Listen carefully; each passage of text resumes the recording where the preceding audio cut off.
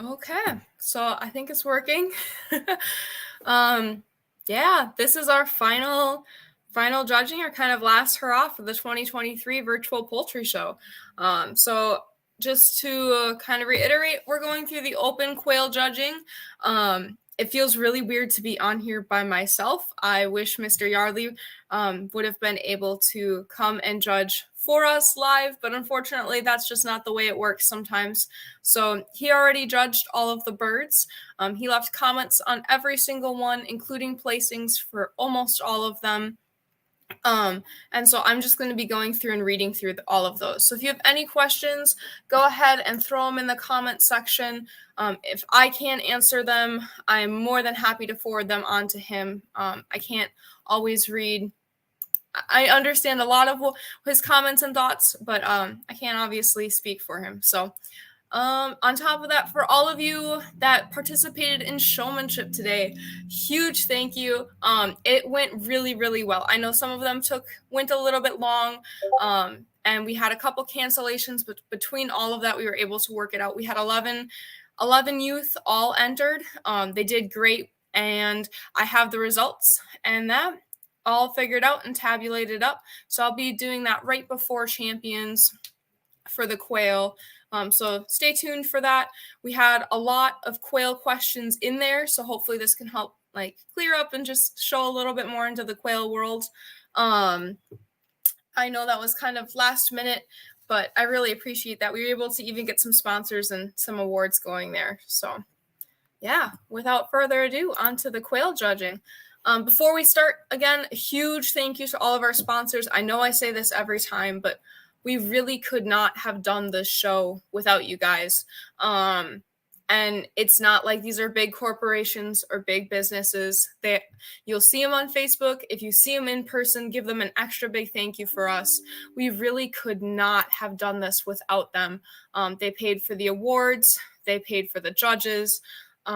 And most of it is just individuals or families or small town businesses. A lot of them put birds into the show, and it really does keep us going. So, yeah.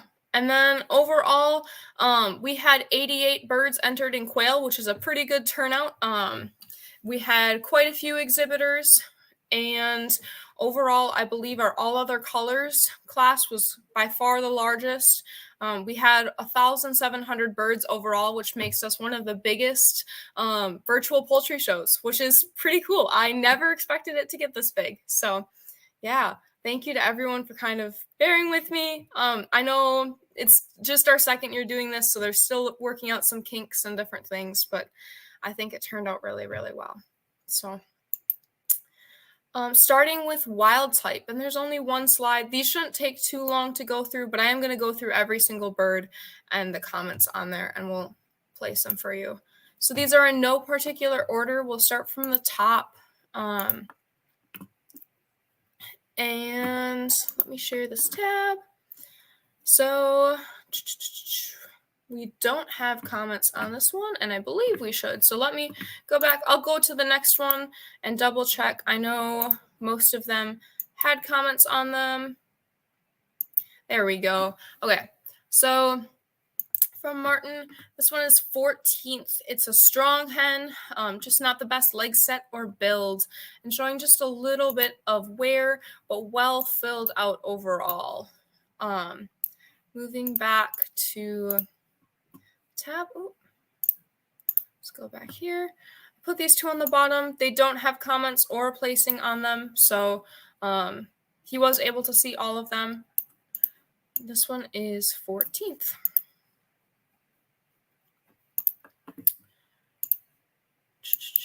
This one is 4th overall, so strong, well-built, well-filled out cock, wearing it pretty well, and overall just, yeah, pretty good bird. So throwing that one in 4th. And I'm going to be placing all of these in order, so you'll have your champion, your reserve, your second, your third, your fourth. So that'll probably go close over here. And I have a pretty good idea of where most of these stand. Going into here, we have 11th. Is a pretty strong hen overall. Wish there's just a little bit feather condition. And there's a little bit on on here. I don't know how well you can see it, but you can see that she has some abrasions on the top right up there, which is what he's commenting about because it's a nice head overall. That's likely due from wire. Just not the best top line out of the birds, and too much red puts her down a little bit lower. Coming back here. You know, it's just a little bit clunky, but in 13th, we have this bird.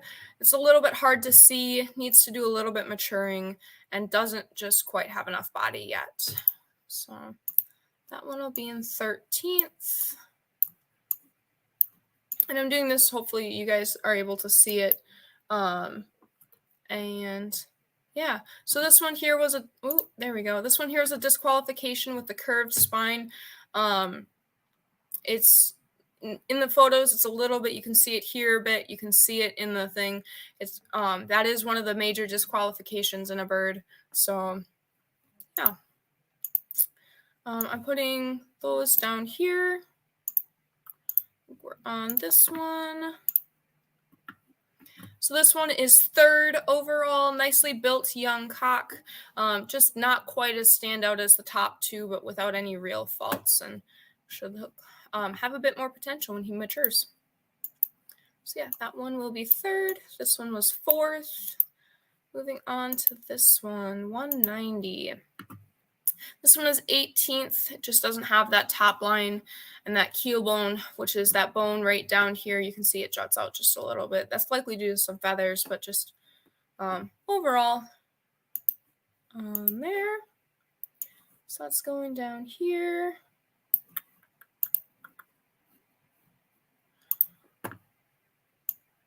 Yeah, and this one is 5th, nicely put together hen with good condition, just lacking, you know, some overall length there in the back.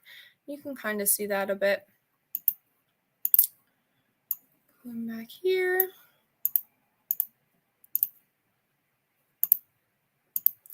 This one is 17th, again with that top line, and you can see that crop jutting out a bit and the keel bone down there.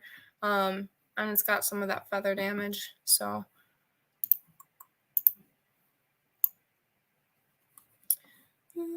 That one, so that one was 17th. Yeah, right there. I happen to know who this bird is. So, and I'm pretty sure Martin picked it up pretty quickly too. The number 2 is Rebecca. She's watching. Hi, Rebecca.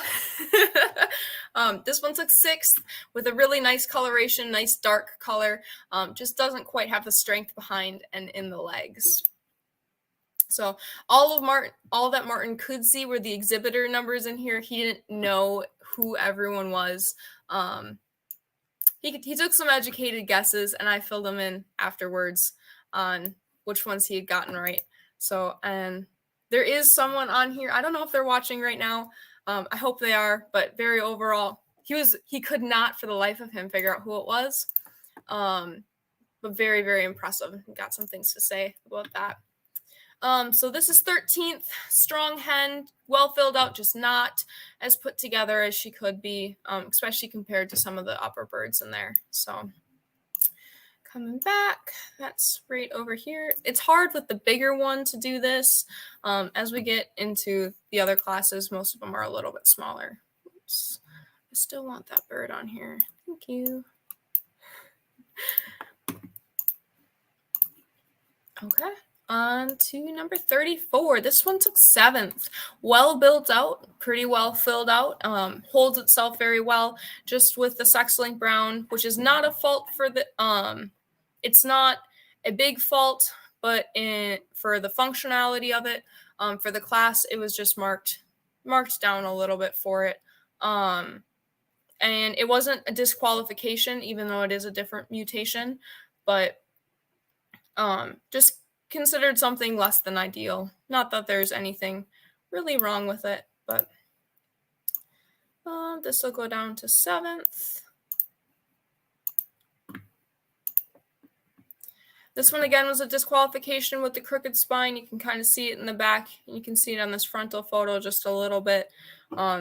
super important. We want those straight spines. It's one of the first things you're going to look for in a bird: straight spine, straight keel bone. So, yep, definitely one of the bigger disqualifications and the easier ones to spot. But then I'll go down here. This one was 16th, not filled out enough and just pretty heavy on the markings on the back. Yeah, overall. And again, this one was a really, really competitive class. There's a lot of birds in it. Most of the rest of them have anywhere from like 5 to 10 in here. I believe we had 18 pharaohs. Don't quote me on that. Oh, we had more than 18 because this one took 18th and we have disqualifications. So a huge class, which we're hoping to break down just a little bit more next year.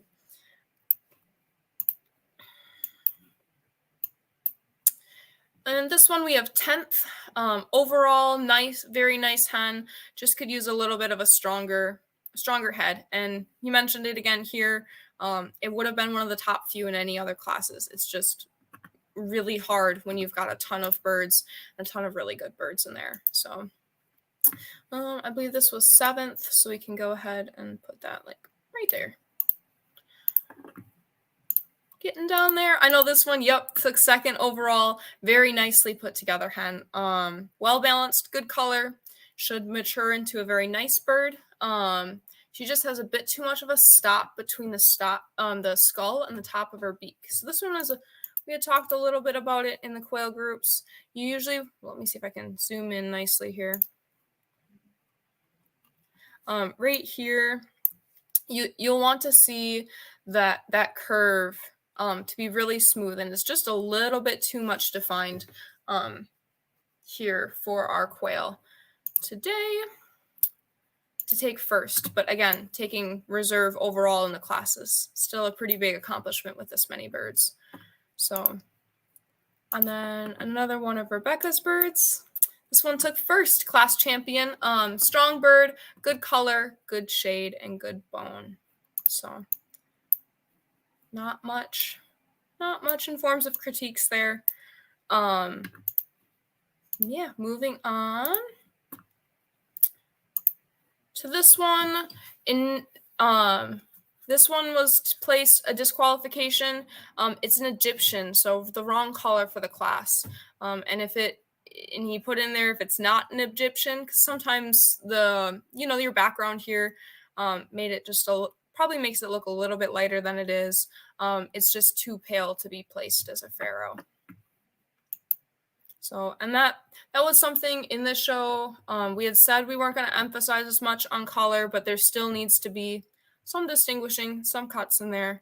Putting this one down here, and I will sort through those later. And I will pretty them all up before posting. So, and then with this bird, we have 12th. So nice cockbird overall, just lacking something about him to place higher. No particular faults, just not quite stand out, not quite as good as we see in the other ones. And this is, again, another one of those things where you really see photography coming into play. So you saw it in the bantam. I know Mr. Anderson brought that up quite a bit. Photography can make a huge difference, and quail are unfortunately really hard to take a picture of. So Rebecca has a really good video on it that she had out there at the very beginning to just kind of go over how to take good pictures of a quail and birds in general. Get a nicer profile picture may have helped him place a little bit higher. It's just unfortunately hard to tell. So that one was 12th overall, which puts him somewhere like here, I believe. And again, I will go through before posting them on Facebook for the final thing and make sure all of the placements are right. This one was 9th, very strongly built. Young hen could be a little bit fuller, but not too bad. The markings are a little bit less than ideal, so you can see them extending pretty heavily along the side here, and very, very heavy markings on the breast. So it'll, and I know we said before how color wasn't a big focus, but for this, it has a very real effect that you can see. So it'll be harder to feather sex down the line, and especially if you breed it generations down the line, you'll be waiting a little bit longer to feather sex them, which in production birds is not ideal. So, oops, I clicked the wrong one. We're gonna do this again. There we go. And that one, I believe, was 9th. So that puts it right about here. 9th, 10th. DQ on the photos. So again, with all the judges, I gave them full reign. So they were allowed to disqualify any photo that they couldn't see fit, or they felt they couldn't judge the bird properly. And this is one that Martin chose to do that. So he just couldn't see the feet. You can see in this bottom picture, which is huge in quail. Your feet and your legs make a really big difference on your production and how well that bird can carry their meat. And it's really hard to see the wings here with that blurred out background, and that there's the light source behind the bird. It's a little bit darker, so just not able to judge properly. So we don't want to give it a higher or lower rating than what it already has, or than what we can judge, and so we can't see enough to place it well. Going to 114. This one is 8th. So nice, correct, dark young hen. Just not quite full enough there to place a little bit higher. And some of that can come from maturity and age. Some of that is just the bird itself. So I think that puts it right here, I want to say. It's hard to keep track of which ones go where. And in this one, again, a disqualification, badly crooked spine. You can see, I'm not quite sure if it's that hump back there. You can see it in the photos, and while he's standing, again, that's one of the bigger disqualifications, bigger defects in a bird, and one of the ones that's the easiest to see. So pull that down. Going through number 75, 15th, just not enough body. You can tell it's a really, really young bird. It's still growing out those primaries, those secondaries, those coverts on them.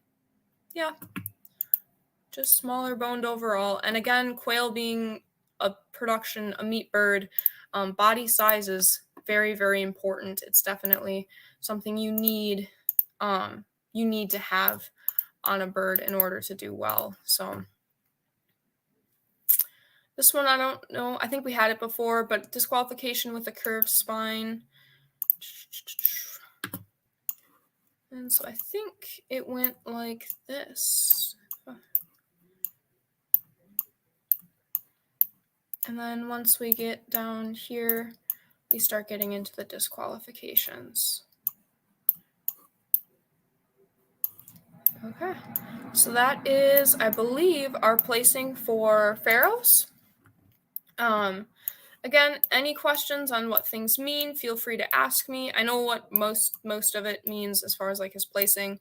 If you have questions on why he placed it or why they didn't place higher, or want more feedback or information, just let me know and I can ask them. On to Italian. This one was a pretty class. If you can't tell, Italians are my favorite. So I had a very, I had a lot of fun watching them come in and just going over in my head why they would judge them. Julia asked, mine had no comments. Does that mean he's a DQ? I'm not sure. I can reach out and ask. I would assume so, but I can't tell you why. I know there was a lot of birds in the Pharaoh class. What Martin did is he picked the first 6 pretty quickly. He cut out a bunch of DQs, and then those middle few, there's just so many in there trying to place exactly how he wanted them. It's possible he missed 1 or 2. I'm not 100% sure on that. So I will get back to you and let you know. On to Italians. 275. This one was 4th, nicely marked, and a strong bird for a cock. Again, you're seeing that red head come through. That's common. I like the white heads, but that's a personal preference. 44. This one was third. Nicely marked hen, probably one of the best in the class. Nicely put together with a lot of body, just lacking the strength and length in the first. Very similar to the second, more mature, just not quite as good as a top line as the rest of them. So, yep, definitely one of the things you see that in livestock a lot. And Martin being a sheepmen. I don't know what the official term for that is. Sheep exhibitor and livestock. Length of the body is definitely an important thing. So, getting to 228. This one was a little bit interesting. This one took first place, strong, well-built hen, well-marked. Photos could have been a little bit better, but judging is about the bird and not necessarily the photo, so a strong first. And the reason I said this one was interesting, I don't know if I shared this. The reason I said this one was interesting was this exhibitor actually reached out to me about international entries. And going with the APA rules, international entries are allowed. They normally have a higher fee, but it's a free show, so we didn't have any fees. So this person is actually from the UK.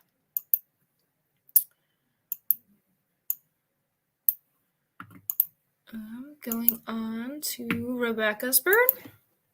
This one's fifth, a sweet young hen, nicely put together, just lacking the length or the strength of the birds before her and lacking in that red markings on the back. So that one was fifth overall. So we'll throw it right here. These are just a little bit bigger. This one is sixth, undermarked, especially on that breast area, and lacking red throughout the back, but overall well put together and a pretty strong bird.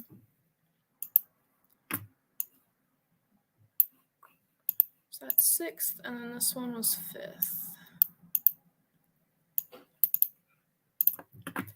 Getting into the cockbirds. This one was 12th, very little between 10th, 11th, and 12th. All cocks, this one is strong in the head and no major faults, just lacking that meat in the body, and it's just undermarked, which caused it to go below the others.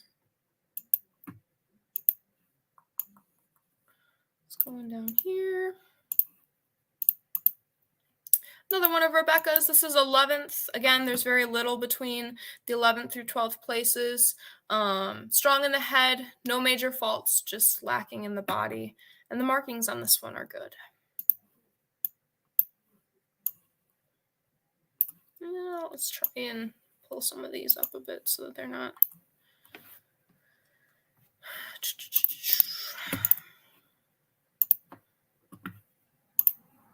This one was 7th.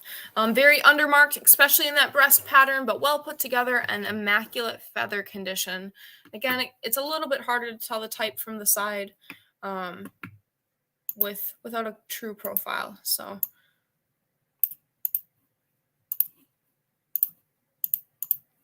this one was 13th and last. It's just the wrong color for the class. So this one actually has roe on top of it. And making it an autumn amber. So and it's just a little bit too underfleshed and too drastic an angle on the keel bone. So what he's looking at there is he's looking at that, the right underneath there. The keel bone is considered, it's actually one of the showmanship questions that we had, as another word for the breastbone and why it's important. It tells you your production and your overall capacity of the bird. So you can see here the legs are a little narrow too. That also can tell you just a little bit about the production capabilities, especially when they're younger. Sometimes that just, you can grow out of it. Sometimes it's a little bit more genetic.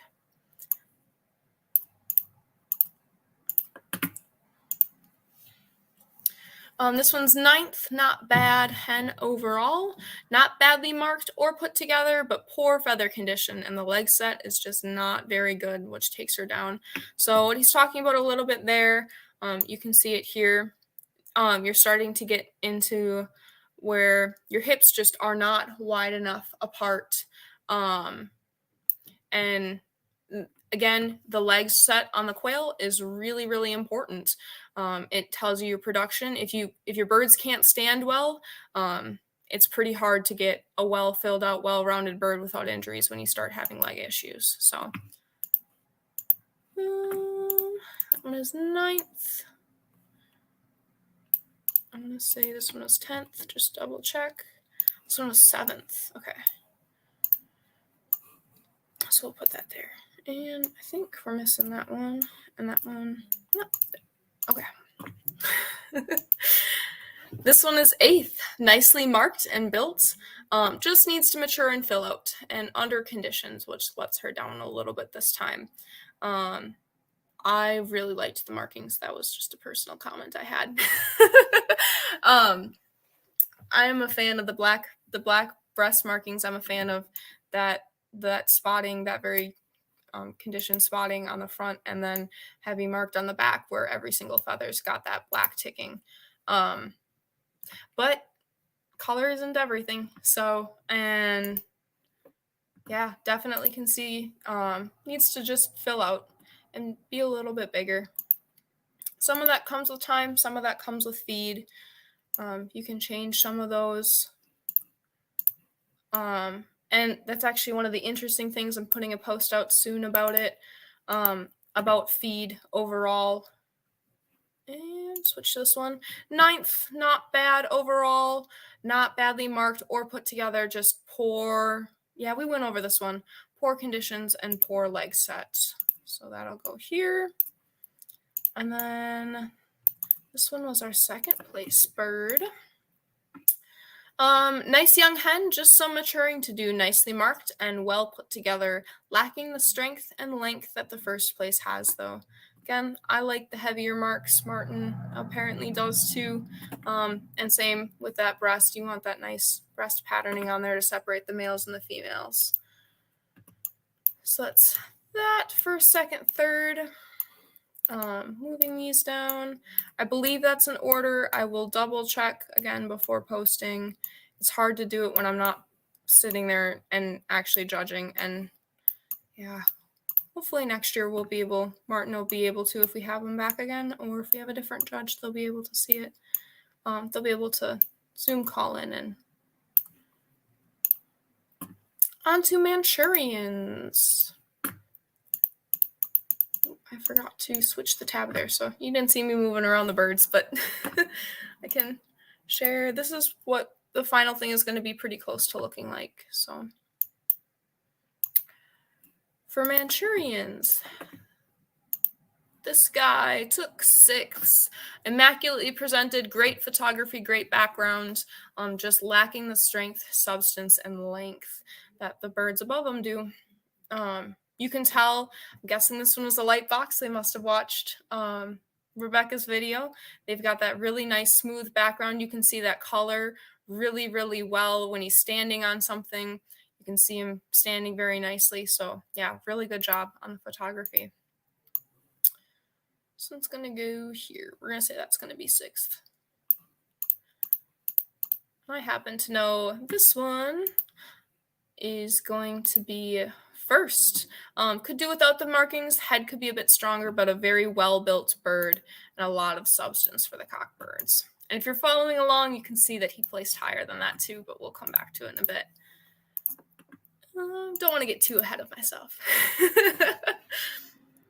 This one is 3rd, lacking in the body slightly and overmarked. Especially for Manchurians, you don't want a ton in the back there, but strong and correctly built bird. That was a Rebecca bird, Thieving Otter Farms. I don't know if you could see the comments if I shared that or not, but yeah, took 3rd in class.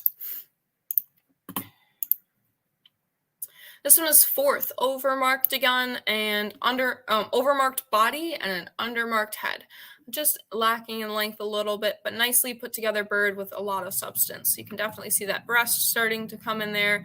And when he means undermarked in the head, you'll start to see In the Pharaohs, it was pretty evident with that brown, but missing just a little bit of the chin strap for everyone looking. You want two nice lines going all the way underneath the chin. You'll get it a little bit more in roosters than you will in hens, but hens, you still want that extending down at least a little bit further. And when it means overmarked in the back, you're going to want to see almost no black stippling in the back feathers at all. So your Italians, you want almost every feather to be black, have that black line V-shaped on it. And for your Manchurians, you want hardly any at all, if none. And you'll see that in the breast pattern. Rebecca, again, put out a really good post about it. You don't want any patterning in the breast, even in females. So feather sexing Manchurian females is a little bit different than feather sexing your Pharaoh females, because you don't have that dotting down the breast. And you will have that in other colors. So it's just kind of a selective thing you look for.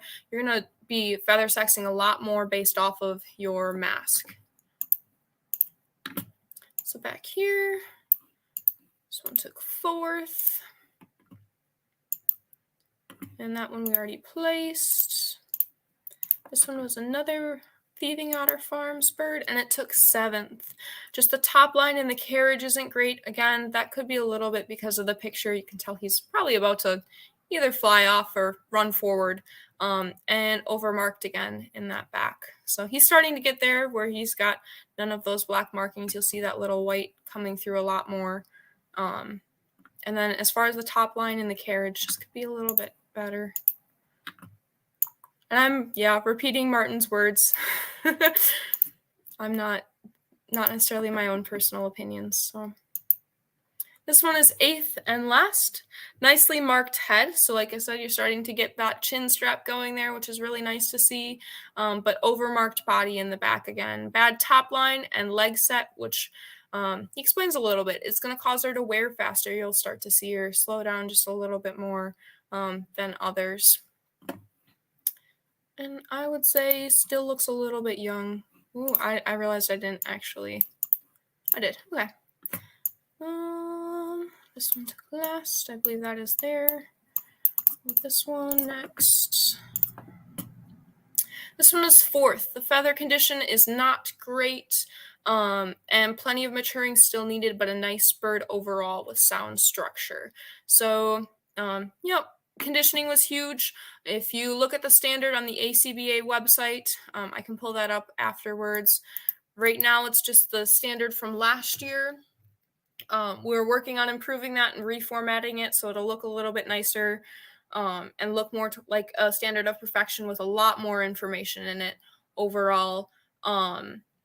But you'll see that the biggest 3 things we're judging on is conformation. So your type, your structure. This is what he's talking about.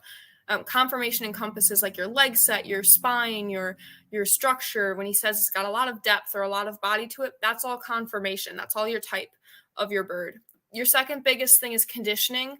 So this is what he's talking about here. That's why it marked him down a little bit here. Your feather quality, your feather patterns. Is it sun bleached? Is the bird like standing straight, or his toenails clean, or his legs, feet clean? That's all conditioning, how well the bird is taken care of. And quail, that's a little bit harder than chickens because they can be a little bit flightier. And then your third thing is coloration, and that's bottom. The standard that we're getting together with the ACBA really doesn't have a whole lot for color yet. That'll be something that we continue to keep adding on as we get better and we get a little bit more established with breeding patterns. So there's a huge focus, and there always is on every bird, whether you have chickens or quail or ducks or guineas. You always want condition first. Build the barn before you paint it. So conformation and condition. So yeah, that was just kind of a fun little side tangent. And then someone asked if you mind that I screenshot it. So you can screenshot here. I would ask, please don't screenshot these tabs. The reason, if they're your bird and you want to screenshot it, go ahead. If it's not your bird, please don't. So we had some people concerned about watermarking. And that's part of the reason why I'm doing this in a video instead of posting on Facebook, because it takes forever to screenshot 88 birds and watermark all of them and put comments on all of them. And it's much faster to do it this way. But for just yours, yep, you can screenshot comments on there. Just please don't do it with other people's birds. We don't want stealing of photos. That was a really big thing that people were concerned about, especially because you cannot submit watermarked photos. So. And then finally, we've got this hen here. This one is second. Very little between first and second, with second actually having the better head and markings, just not as quite as substantial in build as the first. Still a very nice bird. So this is starting to get, you can see this has that chin strap you're going for. You've got very, very little black markings in the back that we're looking for with that white feather down each one. Just needs to be a little bit better built and stronger overall. Yeah, and that, I believe, is our class. Another adding things onto the screenshots. Please do not screenshot these. I will be posting these and I want to make sure they're 100% in the right order before go ahead and share them. The last thing I want to do is have someone be in 10th when they're supposed to be in 9th or whatever. But I will screenshot all of these individual things and put them in the Facebook page and on the website. And then where was I going with that? Facebook page, website, screenshot. Yeah. And then you can go ahead and comment on there. You can share those. Those will all be watermarked, so you can share any one that you would like, whether or not they're your birds. And you can comment on there, where your birds took placing. Julia asked if she can rewatch this later and look at the comments. Absolutely. On Facebook, it's not going to let you rewatch it while it's live because they're finicky like that. I don't know. I don't do Facebook. I don't run Facebook, but YouTube, you can go back at any time. So even in the middle of this, if you decide you want to go back and relook at them. I'm also, depending on time, we'll see. I've got some things I got to sort out. I'm for sure putting all of these slides on the Facebook page. I may get time to get individual comments, but I kind of doubt it. On the website, sorry, in a gallery with all of the things. But on to Rosetta. This one was a little bit of a smaller class. Tibetan was the smallest overall, but Rosetta was pretty sparse. We need more EV breeders. Getting on to this one, second place. Not as strongly built as first, but nicely put together and no excess red. Yeah, and a couple people were asking, this was a big thing in the chicken show. We had someone enter a collage. You can always include more photos than the minimum. So the minimum was 3. If you want to include more, like this person included 4, be our guest. That is always okay as long as you have minimum. And if you're anything like me while you were watching it,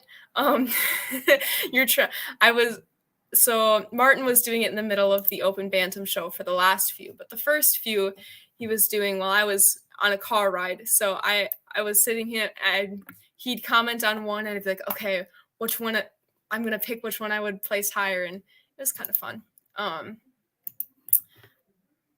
And 5th place. Overall, a nice bird with no major faults, but you got that small amount of white in the breast down there, and fawn enhancement and lacking strength of bone from placing it higher. So for anyone looking, you can see that fawn enhancement down here. You're getting that white banding horizontally across the feather. Fawn enhancement, I know there's a very little difference between fawn enhancement and calico enhancement. So a lot of people are just saying it's enhanced. And it's enhanced with something. We might not be able to tell you exactly what without test breeding. Some people are very good at it. I am not. I don't have enough experience with EB.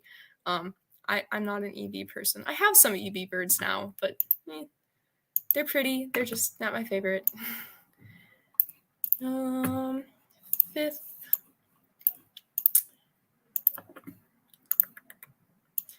Same breeder. This one took 8th. Good legs, cleanly put together, and decent markings overall, just lacking that substance to the body and strength of the bone, and just not the greatest eye. So again, we had talked about conformation. That's your substance, your strength. You can see there's just needs some more fleshing out to do. And some of that can be photo angles. Some of that's just the bird needs to grow out. And as far as what he means by the eye, one of the big things we focus is clear, round eyes. That's pretty agreed upon across the board. As clear eyes are a sign of health, so having just a little bit extra around that eye, it just isn't ideal or as good as it could be. Yeah. And this one took 7th, I want to say, so we're just going to put it up there because it's probably going to confuse me later, but that's okay. Actually, let's do this. There we go.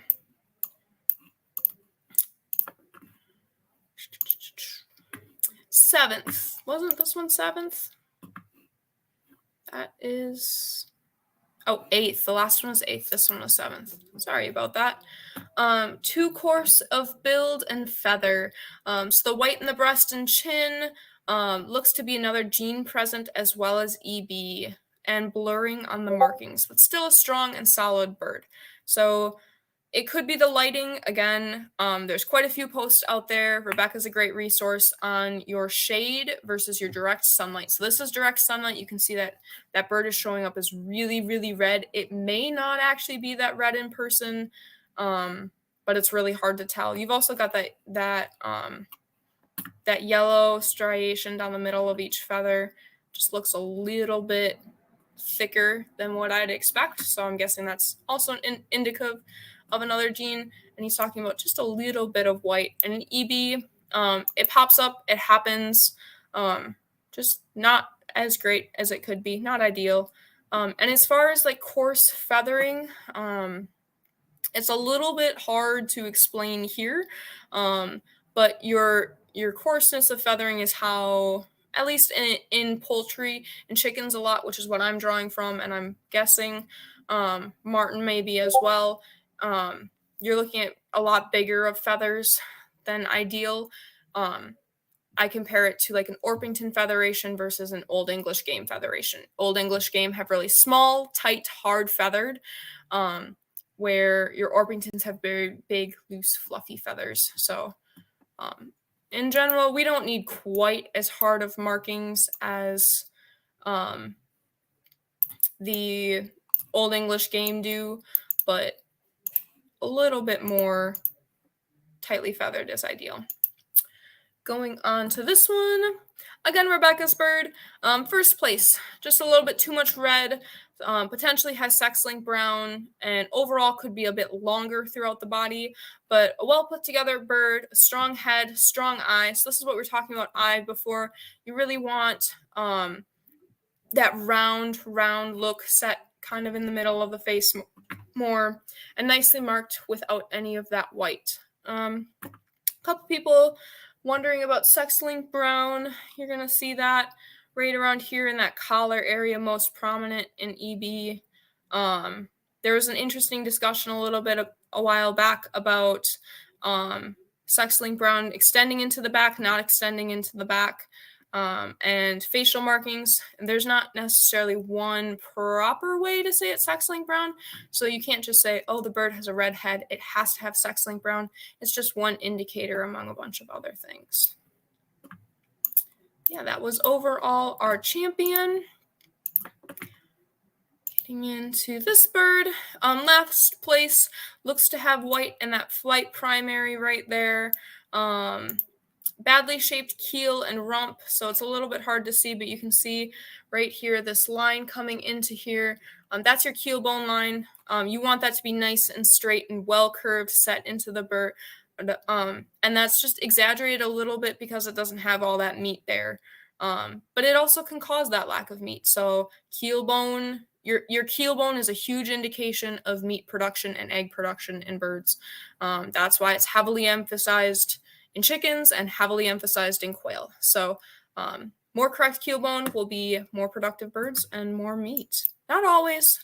There are some environmental things that come into that as well, but generally. Moving on, sixth, good strength of bone and presence overall.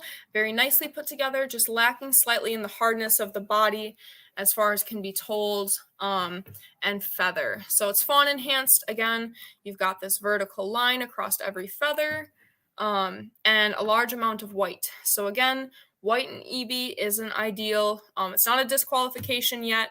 We may get to the point one day where we can be strict enough to say we can't have any white in EB, but for now it's just not ideal.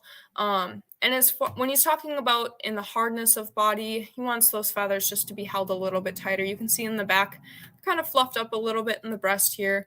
It makes it appear bigger than it actually is. And usually when you're judging meat birds especially, you want to see from when you're looking straight on exactly how big or small your bird is. That's why in your meat birds like Cornish, you're going to have a really, really tightly feathered bird. Those feathers are going to be stuck. And same with game. You want to be able to see that muscle and that meat right away without having to dig through some feathers to find that. This one was sixth. I'm trying to remember if this one was, I think this one was seventh, fifth. Okay, this one was above this one. Woo! Like I said, I knew I was going to forget that in there somewhere. This one is third. It was marked as a Tibetan, placed in the Rosetta class. They messaged me on it. Well-built bird, clean markings and a nice shade, just lacking the strength of eye and beak and legs of the first two birds. So you can see leg placement getting just a little bit close together. This beak is just not as well built and kind of compact, getting, in my opinion at least, a little bit longer than what needs to be for quail. Yeah. But again, still placing third overall, still doing pretty good as far as class goes. And then this is fourth place, fawn enhancement. Again, you've got that barring going, that yellow barring going across every chest or every feather. Could be straighter backed overall, and the head can be just a little bit stronger. You want the quail to kind of lead with their head a little bit, but overall, well-built bird and good presence. And yeah, I believe that's the standing for Rosetta. Moving on to our smallest class, our Tibetans. There's just 4 birds here. Again, more EB birds, please. Hopefully next year we'll get some more entries and exhibitors in there. So fourth overall with this bird, nice shade and coloration. Just the top line is too curved. You can see that right here, getting to the point of almost at a roach back, which is a disqualification. And the toes and the underline aren't ideal. So again, you're getting white toenails in. They're just not quite straight. Straight toes in a bird are really good because you want them to be able to walk well. And you can see, I don't know if it's just the angle, that back toe is starting to come forward a little bit. That's a sign of duck toe. That's also a disqualification, especially in chickens. I'm going to assume it's going to be in quail as well, because it throws the bird off balance. They can't stand as well. And feet are one of the biggest things. We said that again. We'll keep saying it. You really want that toe, that back toe, straight backwards so that it helps keep that bird balanced. Lacking substance, but that would likely be due to age. And you can start to see that white feathering coming in around the eyes. That bird is fourth. This one is third. Good head. You can see nice shape to it. Nicely built bird overall, just a little bit too front heavy. And the top line could be a little bit better, which would help ease up that front line. So you can just see it's a bit unbalanced. There's too much red and, again, that little white coming through. On Tibetan especially, you want less white. Rosetta usually will have a little bit more. Same with your toes. You'll see Rosetta have a little bit more of that pink in the toes versus a Tibetan. You want a really dark foot, dark bird, dark look. Yeah. And this is what you want that back toe to look like. You want it to be straight back. You want those toes to be nice and straight. Just a comparison from the other one.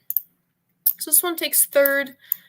If I remember right, this one was... Yep, second. Well-balanced bird, strong head. I really liked the head shape on this one too.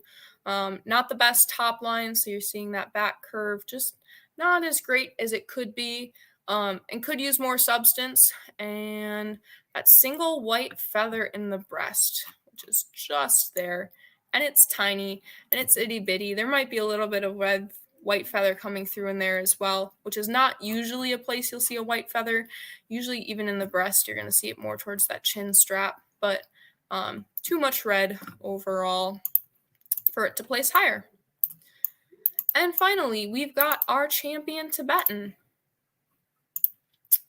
For this one was first, just a little bit front heavy, which has positives and negatives to it. Definitely got more meat there, definitely got more breast there. But the top line just isn't ideal, and there's fortunately white both in the breast and on the chin there. But overall, very good bird, plenty of substance, and that good Tibetan shade overall. It definitely looks like it's in decent conditioning there. Yeah. Julia said she liked the random white spots. Yeah, it's one of those things where it's not going to hurt the production of the bird at all. Very much like sex-link brown, it's just not, it's like a black feather in barred rocks. It's more impressive to have an all barred bird with markings that are identical on every single feather, because it's harder to do. So you can breed a bird with the white feathers and it's not going to hurt your production at all. It's not going to change a whole lot. It's just hard to get that. And you can tell, like, from this class, almost every single bird has white in it. It's very hard to do, which is what makes it a challenge and why it's one of the things we want to breed for. And again, color isn't the biggest focus in quail yet, but it likely will get there one day. When we get to the point where we can have a consistent typed bird every single time, you got to throw something in there, make it a little bit more challenging. That's why new color varieties of chickens exist, and why you see a lot of those breeds like your barred rocks, your laced breeds that are really, really hard to do well in the showrooms, because it's another challenge and it's another way to prove, just how good of a breeder you are. And it's not the only way. Like I said, it can be just as impressive to raise a huge quail healthily and get a consistent line than it is to breed perfect for color. They're just different things to focus on. All other mutations. This one was broken down by variety. So the general rule of thumb, we went by the first variety listed. And so like this one is blue EB and tuxedo. We went with blue because it was first. And each variety had to have more than 5 of that mutation in there for it to be counted. So and any that didn't just got thrown into all other colors at the end. So this one overall is 7th. Not a great top line, not quite a DQ, so not quite enough of a roach to be considered a roach back, but not good enough to place higher, unfortunately. Like we've been saying, and we keep saying, conformation comes first. How the bird stands, how the bird holds itself, that comes first because that's the biggest indication of production. 126. This one is 3rd, similar to 2nd, nice, just lacking that width. So you can see that coming through in the frontal pictures here, just not wide across. A wide breast means there's more meat on the bird. Yeah, that one was 3rd. This one is 5th, no major faults, just does not quite excel the other way. You can tell it's a lot younger. I'm looking in there, it looks like it's got to grow the facial feathers and just a little bit yet. I could be wrong, that could just be lighting. And it's a little bit hard to see. It almost looks like this photo might be sideways a little bit. But yeah.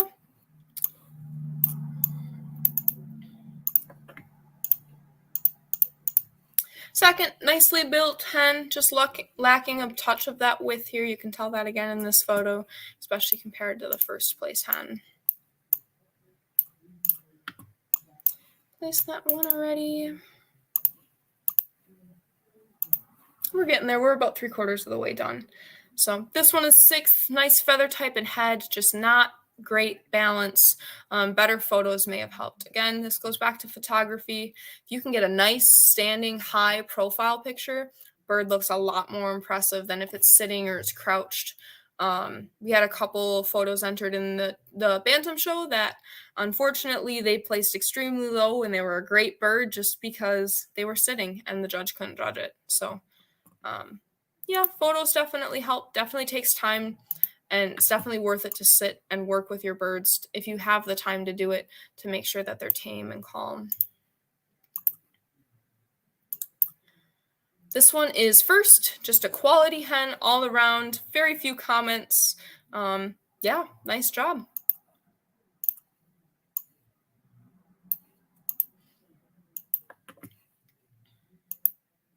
This one is fourth. He's assuming there's some other modifier present as well as blue on top of there. If not, then it's likely not blue, but the benefit of the doubt here. Again, genetics in quail is hard. And it's even harder to determine things, especially when you're looking at a picture and especially when you don't know the background or you don't have enough to compare it to. And some of those the only thing you can tell is from experience.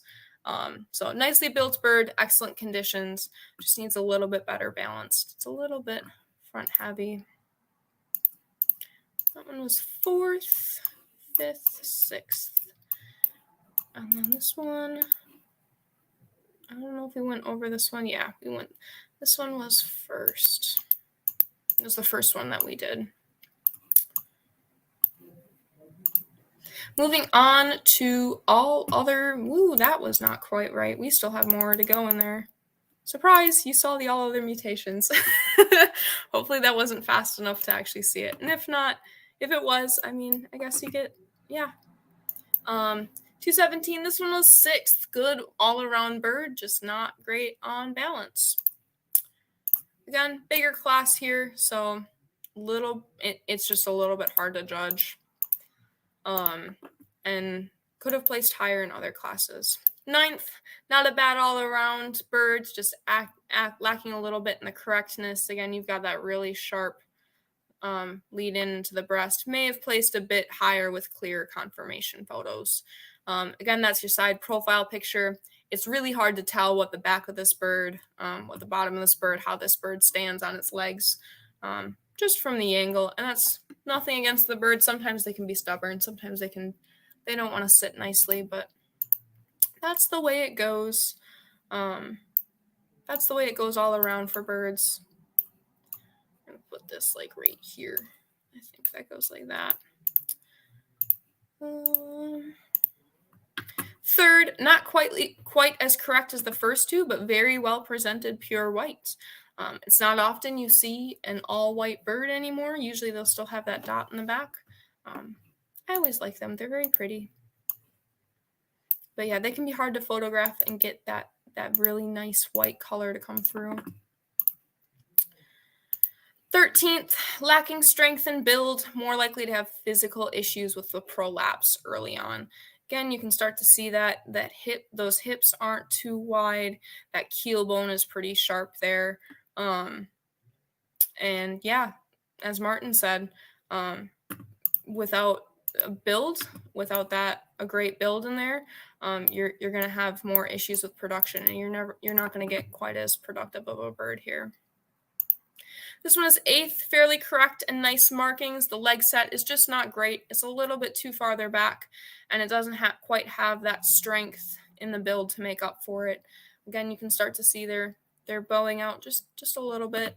Not enough to be disqualification or a defect, just enough to place it down a little bit. I don't remember what this bird was. This bird was 9th, so this one will go up here. Probably more like right there. Another one of Rebecca's birds, 7th, nice markings, strong bird, good feather type, and the leg set and top line are just not ideal. Again, they're set pretty far back on the bird. You want to be set just a little bit more here.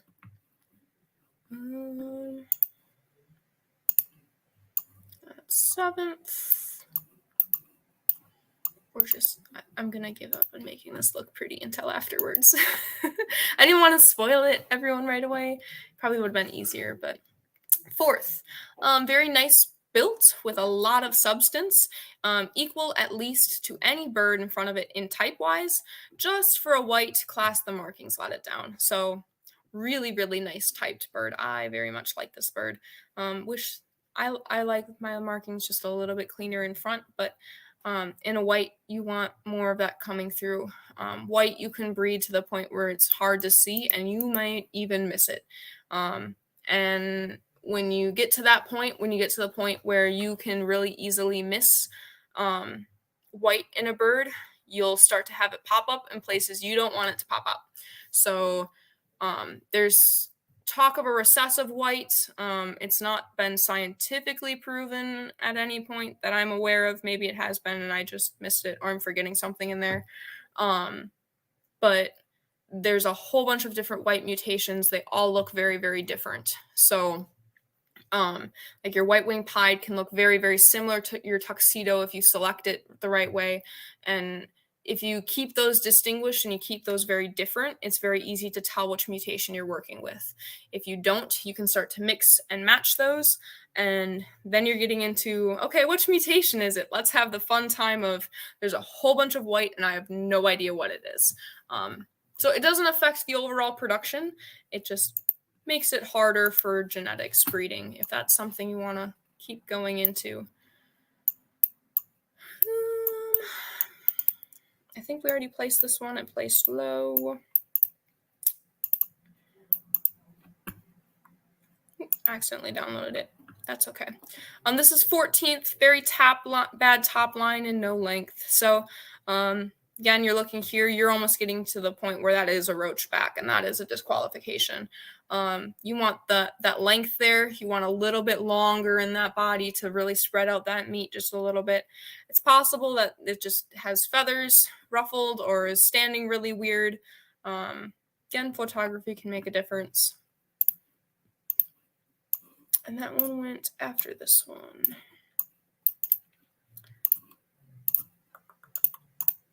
This one is 12th, just lacking correctness throughout. I know that's not super descriptive for everyone watching, but you can see that head is just very flat, very, very narrow. Head is a really big thing, especially in chickens. And it's been proven that your head shape can completely determine your production of your bird. And that's why usually in poultry, you'll start with the head down. So you'll start with the head, you'll start with the beak. That's why you start to see in your really heavy breeds, like your Asiatics, your Cochins, they're going to have really, really heavy skulls, heavy brows, because those are meat birds. And then your smaller, your more ornamental birds, like your modern games, where they're really small, really muscly, not a whole lot of meat on there. They're going to be really narrow in the head. And that's something we want to avoid in quail. Quail being partly a meat bird, you want a little bit bigger head on there. Doesn't need to be massive. It doesn't need to be like in your chickens where your brow is so much they can hardly see sometimes. But it does need to be a little bit bigger there. And then correctness, just overall, just a little bit on the small side, I think is a bigger thing. 12th. Yep, I believe that's right there.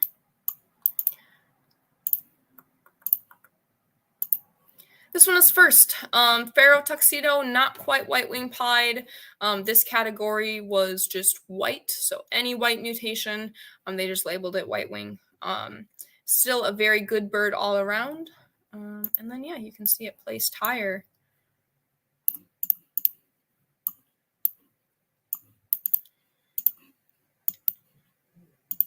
This one's 8th, lacking the strength and conformation. Again, you can see really narrow in the hips here. That's not going to support a whole lot of meat.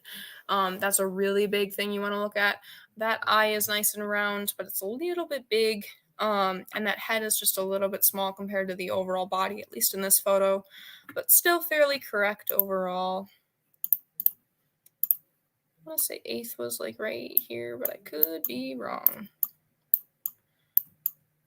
Again, I will fix these, make these perfect and very nice and pretty before going on Facebook. This one is 2nd, plenty of substance, clearer type shots with a better stance, might have seen it place higher. It's hard to judge a bird that's laying down. You can tell he's porcupining a little bit. I think we need to coin that term from Rebecca, where they frill up their back because they don't like something. But yeah, it's just very hard to tell its shape when they're doing that because they make themselves look bigger than what they actually are on purpose.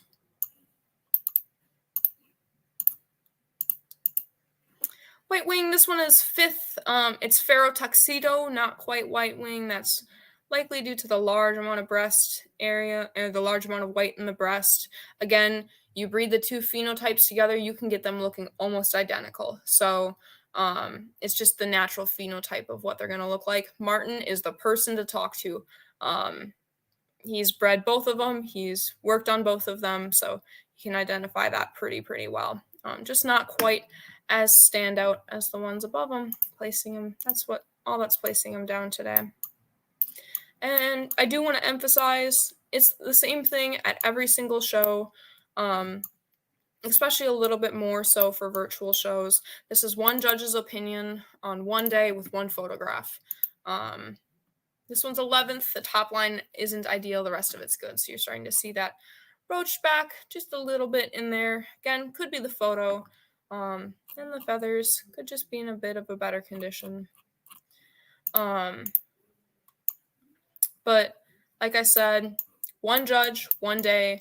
With photos especially, it's very hard to tell. So it's 5, 6, 7, 8, 9, 10, 11. You can hide a lot in a photo. You can make things seem different than how they are. It's a lot easier to judge when you can get your hand on a bird. You can see that top line a lot better. You can see that meat, that production, that overall stance, which you sometimes you just can't tell in a photo, or you're taking your best guess. So don't beat yourself up so badly if you're not placing.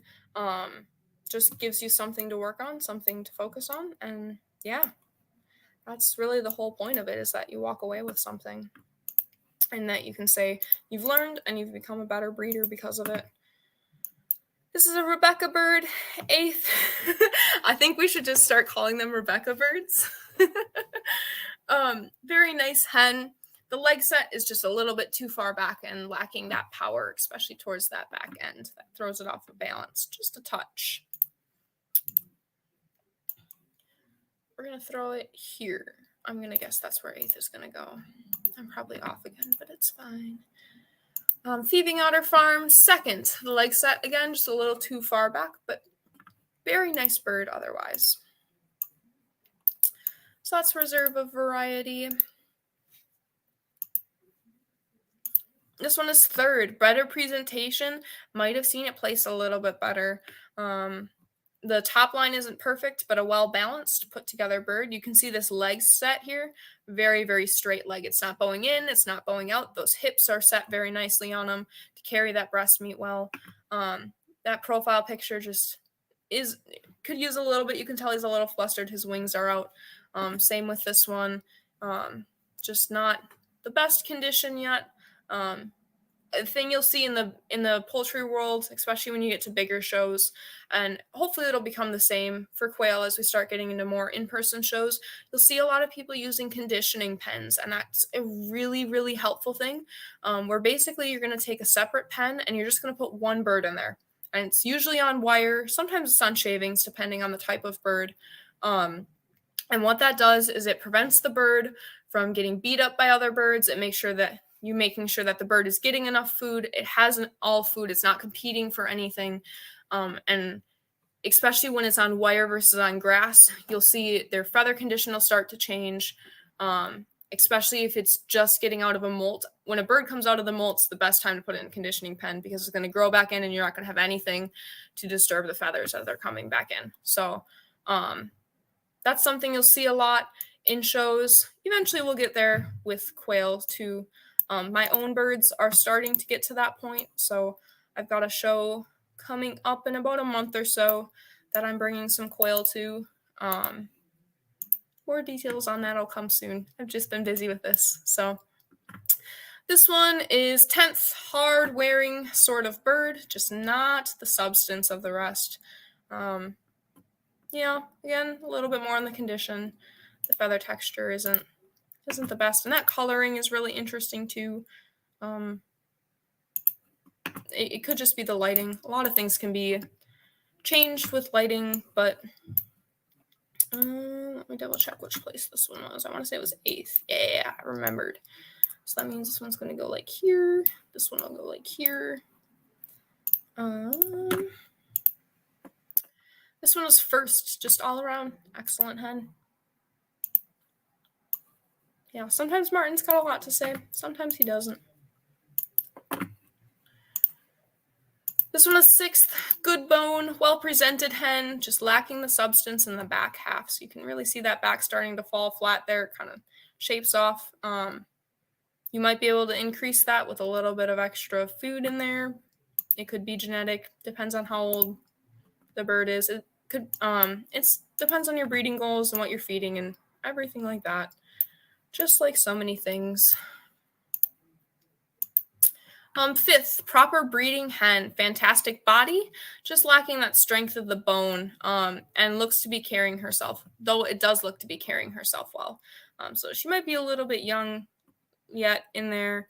Body overall and shape is very good though. This was 5th. What was this one? Did we talk about this one? Yes, we did. So this is going to go like right about here, something like that.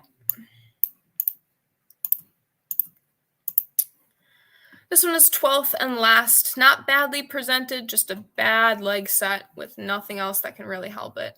And what you can see here, that one foot is completely turned to the side, which indicates probably when the bird is standing, its legs are going to be a little bit more diagonal. It could just be the photo. Same here. They're just set really, really far back, leading to a bird that's really heavy in the front without much back to kind of balance it.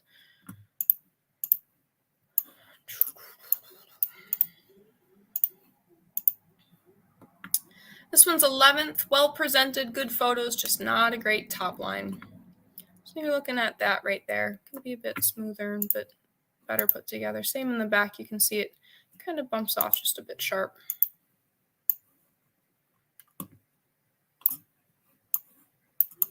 And we've got 3 birds left in this class. Still looking for 4th place, I believe. This one's 9th, good hen, just lacking a little bit of that length, especially in that back there. That's not what I wanted to do. It kind of looks like it has a bit more because of that neck being elongated, but if it was standing with its neck back or just a little bit more upright, you'd see that that's pretty short back overall. I believe that goes there.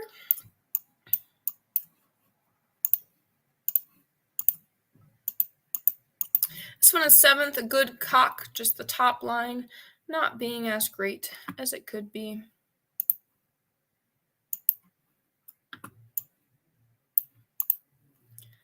And this one is 4th, good cock bird, just lacking the body, the higher placings. Could use just a bit more meat in the bird. You can also see here, hips look just a touch narrow. Could be the photo, could be how they're standing. There's a lot of things that'll do it. Hope that didn't just mess around my placings. I say that like they're my placings. I just put them there. Martin did all the hard work. This one is 4th, nicely built cock, just not stand out, and the markings aren't great. When you're looking at pansy and really any patterns in general, especially when we don't have the established standard for them, you want consistency throughout the entire bird. So you want every single feather to look the same. In those, you want the white tip on almost every single one. The more consistent you are, the better usually. if you can have a consistent bird that looks consistent and it's throwing it to all of its offspring, you can predict what it's going to look like every single time. And then if there's any anomalies, you'll be able to pick them out really, really easily. Where if you've got some all over the place blotching, it can be harder to see that. Not necessarily that it's always that way. Like Andalusian, you'll get a lot of inconsistencies in just which feathers, and that's just the phenotype of it. But on something like Pharaoh or these pansies, you want the same pattern every single time.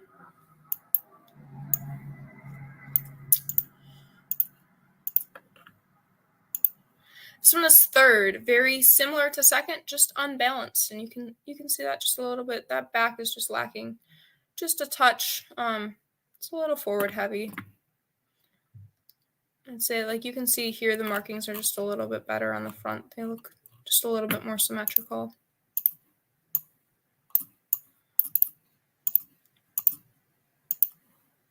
This one is fifth, well-presented hen, just lacking the body of the other entries that may come with age.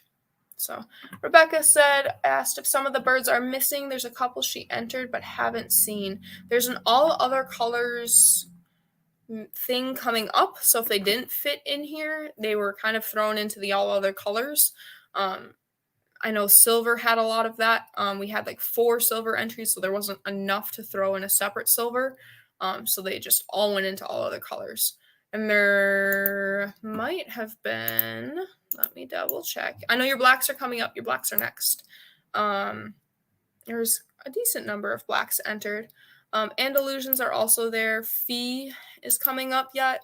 And any other color has some silver EB, some roe, and some calico. As far as, I know we had issues before with everything being, like we had a couple, and it was only in the Open Bantam show. It didn't happen for any other shows. With a couple birds that were the file size was too large to enter. For whatever reason, like they had an issue with them not being able to upload into Mybro. I had an issue and I didn't know about it. They just didn't show up. But that was only an Open Bantam, and I still have all the comments on every bird.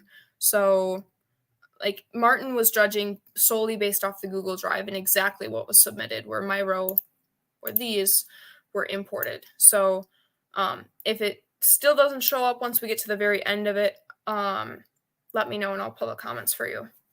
So it should all be there. And I can go back in the forms too and double check and make sure that everything was entered right.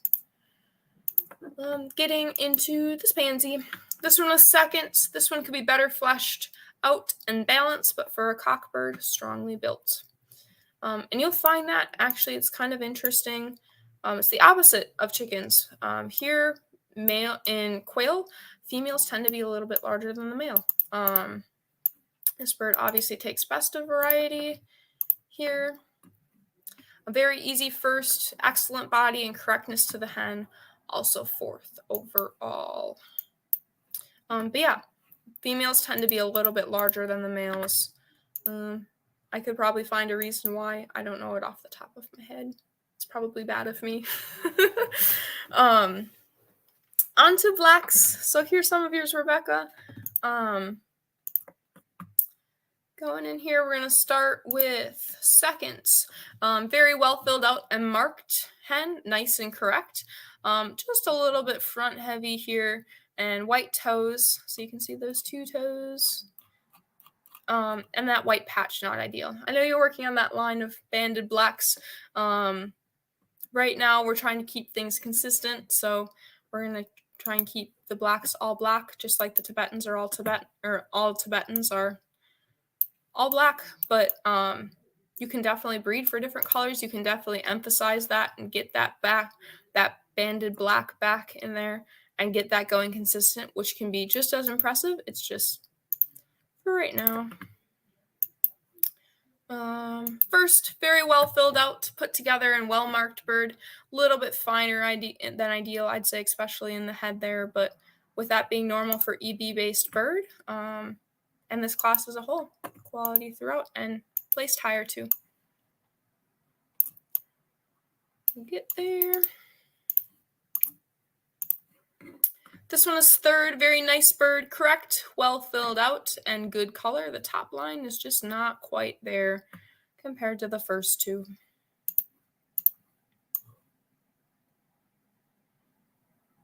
Yeah, head.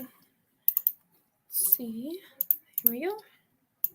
This one is fifth. Lacking the correctness and the color of the other birds. So you can start to see that black just isn't quite as uniform black. And that, again, could be a little bit due to the lighting. Still not a bad bird overall. Probably would have placed in any other class. Another thing to note, het EB, het fee. There's still some other things going on in there. Rebecca's still working on that.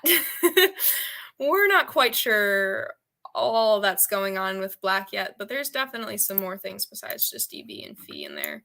But that's what it was last year when we thought it was just EB and fee, and then more things are coming out. We've got some mysteries to unsolve, but this one is fourth. The strongest bird in the class, good color, looks to be well built, would like to place higher, but just can't get a full view of the type.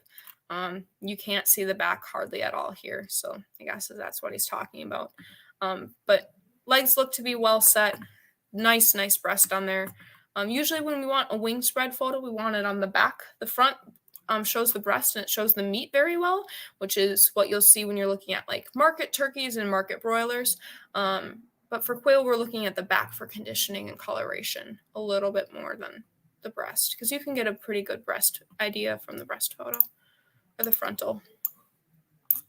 So yeah, that is your placing on the black class. I am positive on this one. I should have gotten that one right. So on to sparkly. I love sparklies. Sparklies are also my favorite. I just don't have any. It's a one day when I've got more space, and once I get these things down, I'll add some in there. This one is fourth. Again, very close between all the top four, just not quite as correct as the first two. And hopefully now, like once we're majority of the way through here, you can start to see what we mean when we look for by type. And we're talking about conformation and type and how the bird stands and everything like that. You can start to see kind of that look that we're going for, and why. This one is sixth. Good head, just lacking the substance in that back and that breast to really back it up there. You can see the conditioning on this bird. That wing pattern right there is pretty darn smooth. So definitely a well kept, well cared for bird. I love this person messaged me quite a few times. And I just have to say all of their quail names are on point. Nothing to do with the actual like showness of the bird, but Hector the Debt Collector is by far one of my favorite bird names. That and the person, they shared a picture of the little girl with her quail named Potato, and I think those are like my top two bird names of all time. And I've got a bird named Yeti. So yeah, this one is seventh, last place, sadly, even with a great name. Just didn't have that top line and underline. So when you're talking about underline, again, we're talking right here, not quite right there, but more like there. And just does not have that width that we really want in quail. Because again, we want to consider quail as dual purpose. So they're first and foremost, when you're judging a bird, you want to consider its purpose, whether it's chickens, whether it's quail, whether it's ducks. What is this bird meant to do? Is this bird meant to lay eggs like a leghorn? Is this bird meant to give me meat like a Cornish? Is this bird like a goose where I'm looking for a lot of meat and some eggs? Is it like a cochin where I want a maternal instinct? What is the goal of this bird? And quail is a dual purpose. So this one is third. Top three were all excellent birds. May have placed higher if the photos showed just a little bit of type more clearly. Again, when you look at chin strap, this is what you want to see in a bird.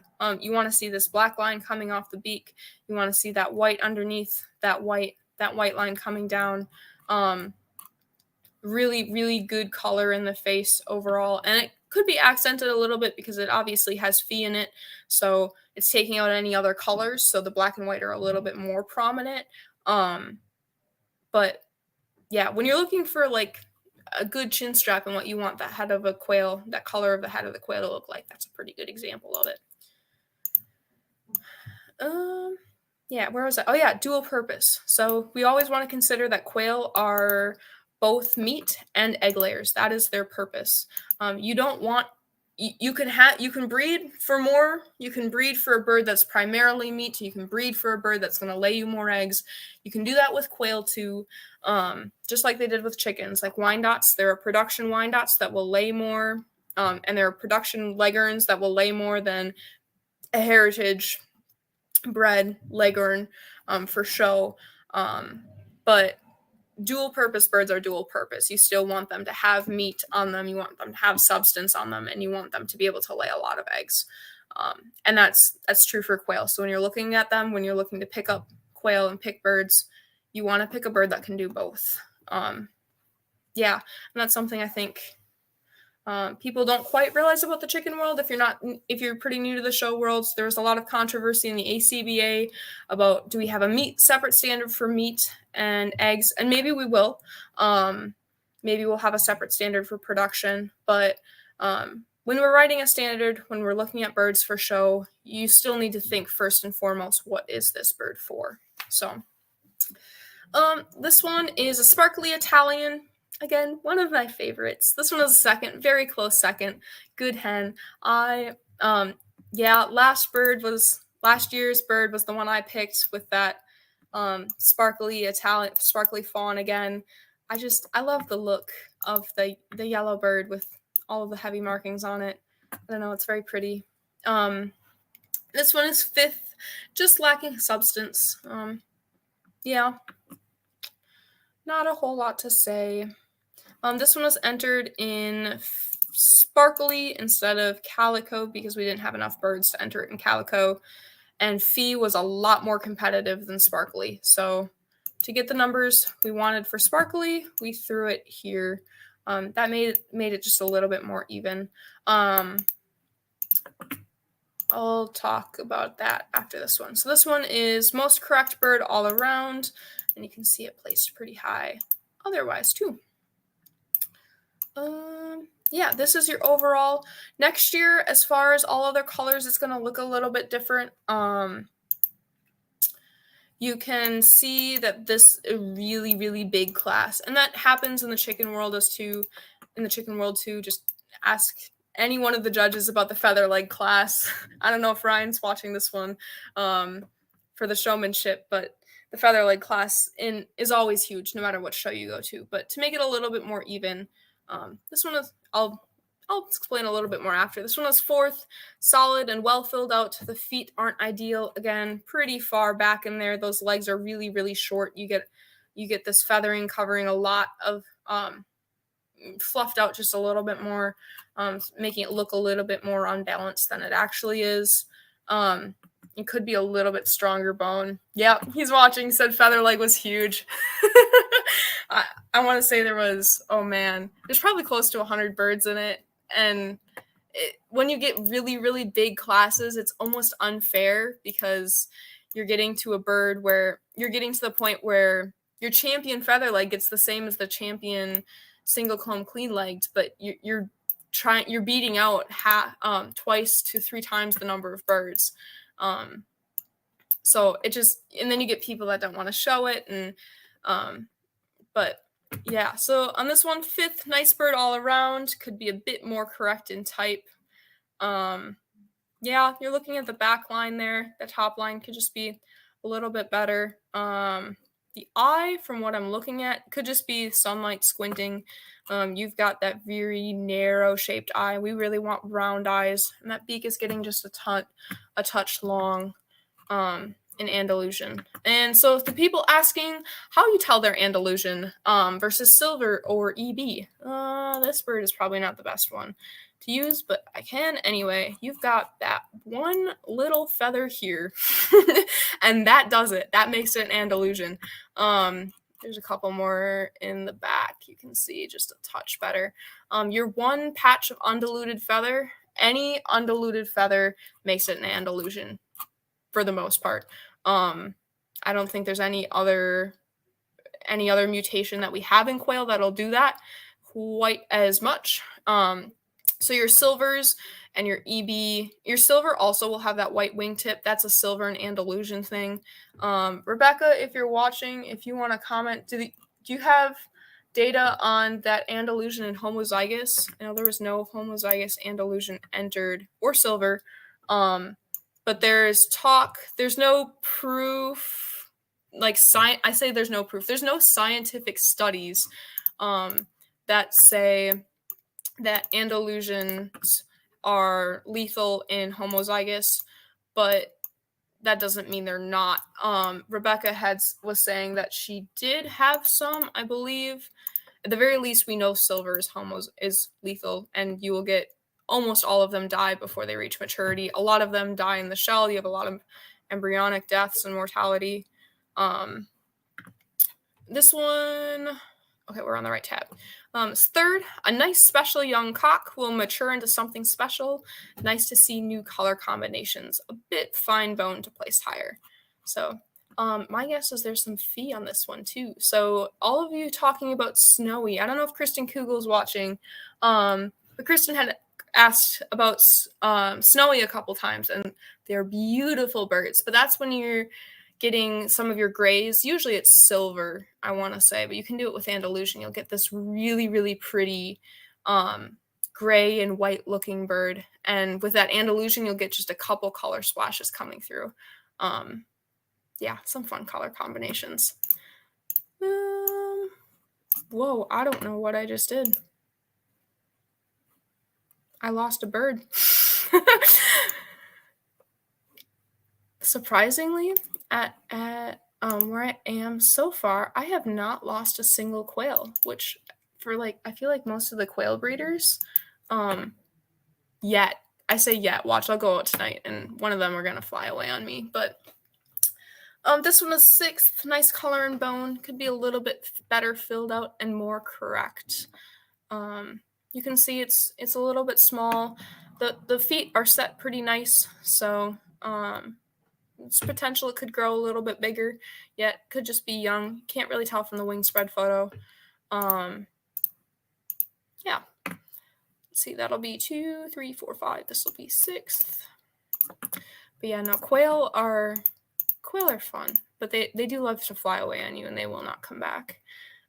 This one is 2nd, Rebecca's bird again. Nicely built, strong head, good color, just could be a little bit better balanced. Again, bigger classes getting picky. And for those of you wondering Andalusian, there's your one mismatched feather. That'll do it. Okay, so Rebecca did comment. Thank you. I was wondering if you were watching still. So they are lethal and homozygous. So they're both the gene, the MITIF gene. You actually say it MTIF, but MITIF sounds more fun. And breeding silver to Andalusian will yield lethal results. So yeah, fun to know. Not really fun to know. I don't breed them together, but it's good to know. Responsible breeding is definitely important. There's the whole frizzle-frazzle debate going on with woolies and silkies right now, for exactly that reason, because frizzle in homozygous form is lethal. Very much, well, it's not quite lethal the same way that a silver is lethal. It won't result in 100% mortality, but it will result in a huge mortality and extremely painful for the birds that don't make it, or that do make it, and they live with very brittle, very broken feathers and a lot of skin showing. That's just overall not healthy. So there's how do you breed it, but breed it ethically, especially when people don't know any better. Same thing with silver and Andalusian. Do your research, know what you're doing before you try and fiddle with some things that could result in birds that aren't healthy. This one is 1st. Would be interesting to know color genotype, as there's obviously an extra dilute in addition to the Andalusian. Although it's potentially silver rather than Andalusian, with the overlap between the two, it can't be ruled out. By far the best built bird in the class. Very correct. There's none, said, there's nothing in there. You're not seeing the full dilute feather come through unless there's one right there. Again, it's really hard to tell when it's not in person. In person, I guarantee you Rebecca or Martin or Michael, any one of the people that have done a lot of work with the grays, as I like to call them, would be able to tell you exactly which it is for the most part. But especially when you're throwing something in there, maybe fee or row on top of it, or possibly even both or none, you're going to get a bird that looks a little bit different. So overall, that's your Andalusian. Julia said yep, 6th place Manchurian flew away last week. I know the feeling. It has not happened to me yet. I'm sure it will. And with the fair week coming up, I am really hoping it doesn't happen at the fair, because that's just absolute chaos that I don't want to deal with. This one is 7th. We're on to Fee. Fee is a fun one. Very big. Lots of birds. I have to talk to... I have to remember who sponsored it. Someone sponsored an award for Falb Fee. We didn't have enough Falb Fee to do a best of variety Falb Fee. But I have a ribbon, possibly. It's a best of breed ribbon, because when I did a bulk order for ribbons, they were all like best of breed. And I didn't think to order a best of variety because we didn't have any best of variety. So stay tuned. It's possible the person that takes best fee will just get a check instead. This one is 7th, not the best underline, so you're talking about that right there. Good stamp of the bird, good overall silhouette. Besides that, we're going to throw it here. This one is 13th. Very, very nice front view. Again, really good coloration there, at least in my opinion. But the rest of her kind of lets her down. You can see that back is pretty flat. She doesn't have that substance down below that you quite need. Again, partially could be the photo angle. It's hard to tell, but you judge by what you can see. So this one was 3rd. Very well balanced, correct hen, just a little petite. At least in my opinion. I'm taking a guess at that's why it's placed down a little bit more, but can't say that for certain.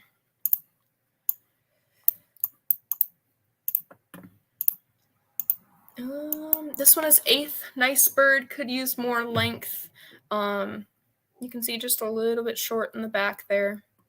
But the Fee is a really nice one to see. All of the different color variations in it. So this is one mutation on almost all of the birds.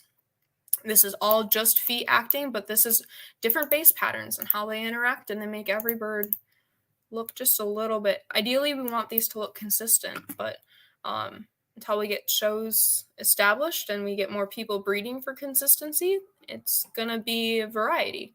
That's just the way it goes. So this one's 9th. Good bird, just lacking substance. And this one likely has some calico going on in there. It's not labeled like it, but it does definitely have Fee, and what makes it a Falb Fee is that Pharaoh base. So you'll see those lines running down the back. Some things that you can see make it look a little bit more calico-y. Your calico birds aren't going to have much on the breast there, even in the hens. Pretty sure this one's a rooster, even with that lack of spots there, just based on the mask. You'll also, at least something I noticed when I had calico a while back, it was a pain. I didn't like it.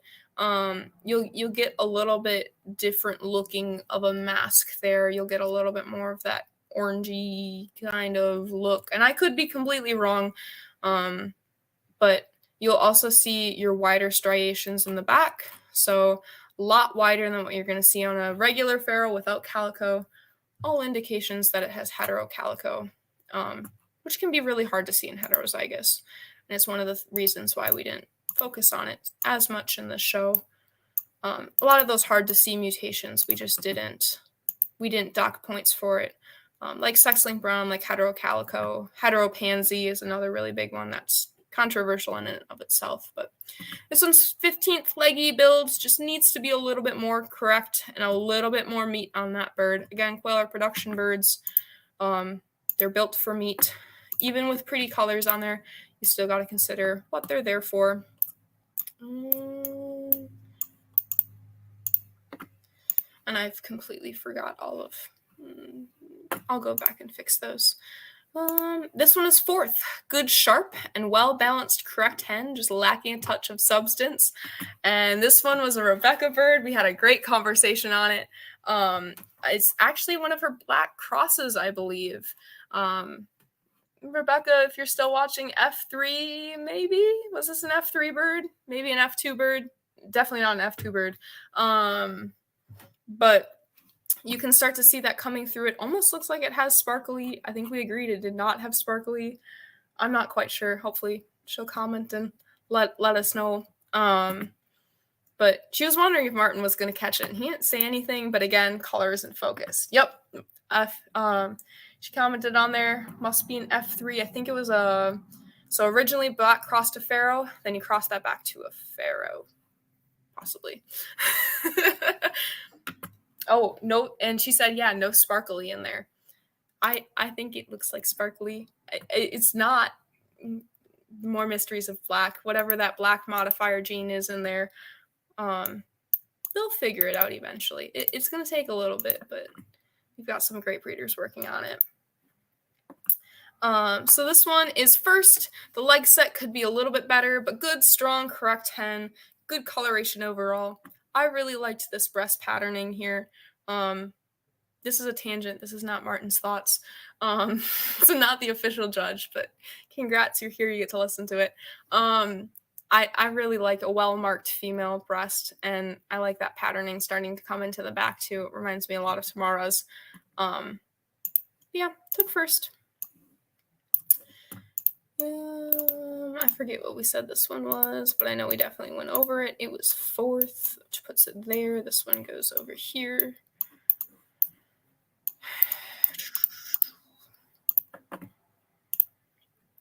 Onto this one, 14th, just not the substance. So you can see lacking in that back there, drops off very quickly, doesn't have a whole lot of meat going on, very angular. That face, actually, I like my birds to have a really compact face, but that beak is just a little bit too small. A bigger beak equals more feed equals bigger bird. Not always, but I know there's a lot of people that prefer a nice wide beak in there. Martin especially. This one is fifth. Color is not the best for a fee class. You got a lot of brown coming through there. Likely a hetero fee. It's a Rebecca bird. Very substantial bird, so definitely got the meat and getting that type down there for the EB base. And he had mentioned it before, but EB bases tend to be just a little bit scrawnier. Yeah, ask Rebecca, she knows. All of those black were EB fawn enhanced, and however many years, I know it was several years before she was able to release it, because when they first came, they just were a scrawny, small bird that took a lot of work to get where they are today. So this one is second, a good hen, very similar comments to the first. The only fault being the leg set is pretty far back there, so very close between the first and the second. We're getting down there, almost to the end, and then I'll get to the showmanship for all of you guys waiting. We went over this one. 11th, good stamp and silhouette overall, just not filled out. Probably will do that with time. So again, that's probably like week 5, week 6. I'd say probably week 6, depending on what you're feeding it. And as they keep going, they'll get better. Like a well-mature bird at around 10 weeks is going to look a lot better than a bird at 8 weeks. That's just the way it goes. And then you'll see the same thing in chicken shows. Not always, but almost always a mature hen will place over an immature bird all around. So this one's 6th, good bird, just lacking substance. Again, that top line's pretty flat. Kind of small in there. Got really nice wide at the hips. Good stance. Just lacking So that was 5th. I definitely have this order screwed up because I know this one was 5th, this one was 6th. And I will go through and fix that. This one is 10th, lacking substance, but good feather type, fairly correct. Again, I love to see the heavily marked Italians in there. I like to see more markings on the breast too, but that's a personal thing. Again, color isn't super prevalent in the standard yet. This one's 12th. The color is not great. Again, you're getting into that brown mask. You're starting to get into a little bit of brown leakage into the feathers, but good type. Just a little small. And these were down here somewhere. I want to say it went like that. I apologize if that's not quite right. These are any other colors. So this is one. A lot of our silvers were in here. This one was a phi, but it was also very, very homozygous calico, and instead of heterozygous calico. So we threw it here because the phi class was pretty big already. Same with this one. It's a double dilute. You've got calico roe and phi maybe, without reading a little description. So this one is 3rd. Very nice hen. Excellent body. Again, you got a really, really good shape going on there in the front. Just not quite enough head. So just a little bit too small of the head in there to place higher. And that was a silver. So again, you can see silver and Andalusian look very, very similar. You just don't have those patches of feathers coming through. This one was 2nd, very close between 1st and 2nd. This one actually has a better feather type and a little bit better fleshing, but just not quite as well balanced. So just needs a little bit more compared to your 1st, which, if I remember right, Martin very much liked the 1st place bird. This one was 6th, not a bad young bird, just lacking in the flesh. May come as it grows out. Again, younger bird, probably right on the edge of laying there. Still needs to finish growing out its adult feathers before it can be a good contender.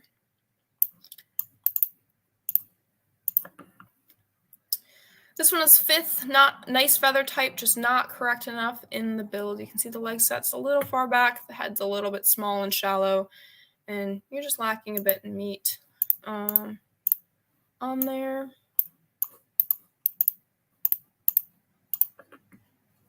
This one is our calico phi. This one's a nice hen, just a little bit too front heavy. You can see that legs is very far back, or at least the stance makes it look that way, making it look unbalanced. And those legs are a little bit too small. Ideally, bigger bird, especially with very big breast in there, you want stronger legs to support it.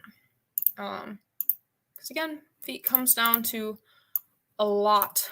You can't build a good house on a rocky foundation. So do we do this one already? I believe we did. Oh, nope.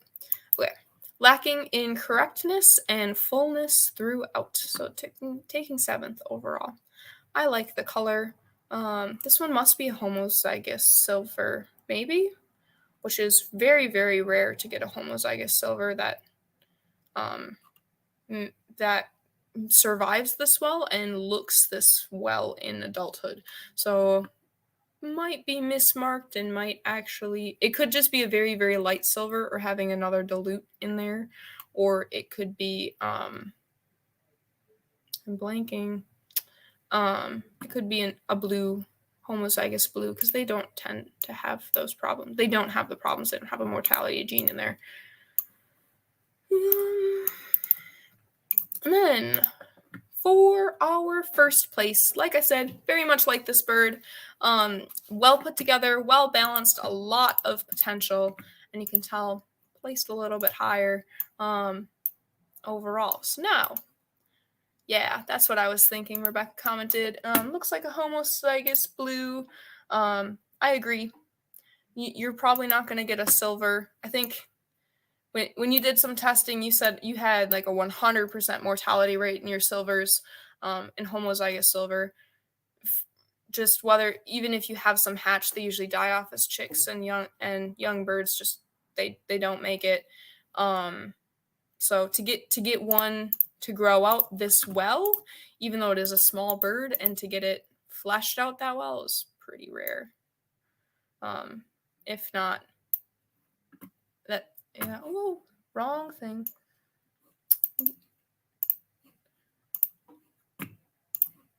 There we go. Okay, so back to our best all other mutations, and I'm not gonna bother to go through and comments. The comments are the exact same, so I just put them in order already. So the top 2 were pulled from every variety, and then these are the ones he placed. Very, very good birds overall. On some of these, he just didn't have any really big faults or critiques on there. So yeah, again, all other mutations is a really competitive class. So if you got to this point, you should be really, really happy. And I know I didn't really finish my comment before, but next year what I'm looking at doing for our classes is, instead of having one giant all other mutations that has like all of your mutations in there, so if they have phi, if they have rho, if they have anything like that, and then you're kind of stuck with dwindling other classes, I'm going to break it down so that you'll have like your Italians, and in that Italian class you'll have Italians with dilutions. So Pearl Phi will fit into the Italian class instead of into all other mutations. And that should hopefully help break it out. Or like your Falb Phi will fit into your Pharaoh class. And if you've got birds that you can't tell, like your tuxedos or your homozygous whites, that you can just fit into all other mutations, or any double dilute birds. So that should hopefully balance it out just a little bit better, make your birds like your Tibetans and your Rosettas just a little bit more competitive. Blacks will probably fall in there too. My guess will be under Tibetans, but we could make them all other mutations too. It'll be nice to even it out. And then to champions, which I will go through champions. Yeah, mine as well, because you already saw it. Overall, all of these birds did fantastic. Very, very good, high quality birds in the entire across the board here. We took champion and reserve, so all champion and all reserves made it on here. We pulled Martin pulled an honorable mention again from all other colors all other mutations class, just because it was such a big class, and was very impressed with that. He also asked that we do a special exhibitor recognition. So we did not do this with any of the other shows, but as he was going through, at the very end, he had messaged me, and he's like, I need to know who this exhibitor is. I'm like, well, you have to place all of them first. He's like, I should know.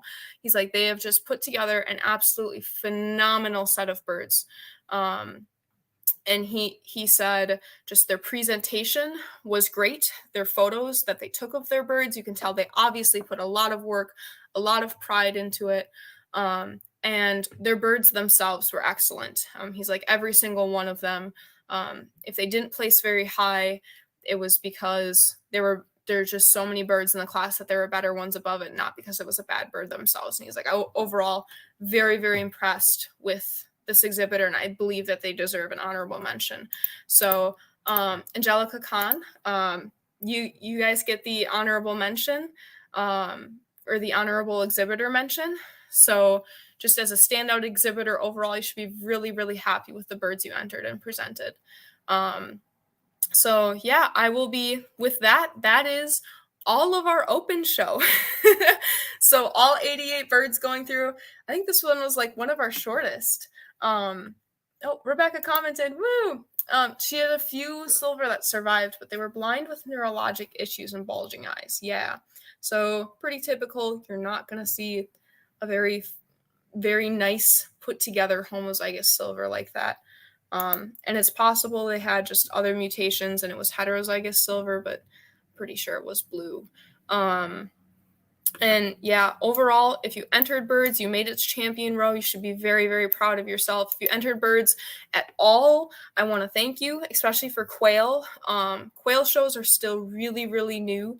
And the best thing we can do for it is just get more numbers, get more birds in there, show people that, hey, this is something we're trying to do, and we've got the people to do it. And we're doing some pretty cool things over here. So yeah, I'm really happy with that. And I'm going to jump back up to our sponsors page, and I've got our showmanship results. So for the few of you that have stuck it out the whole almost 2 hours waiting for showmanship results, here you go.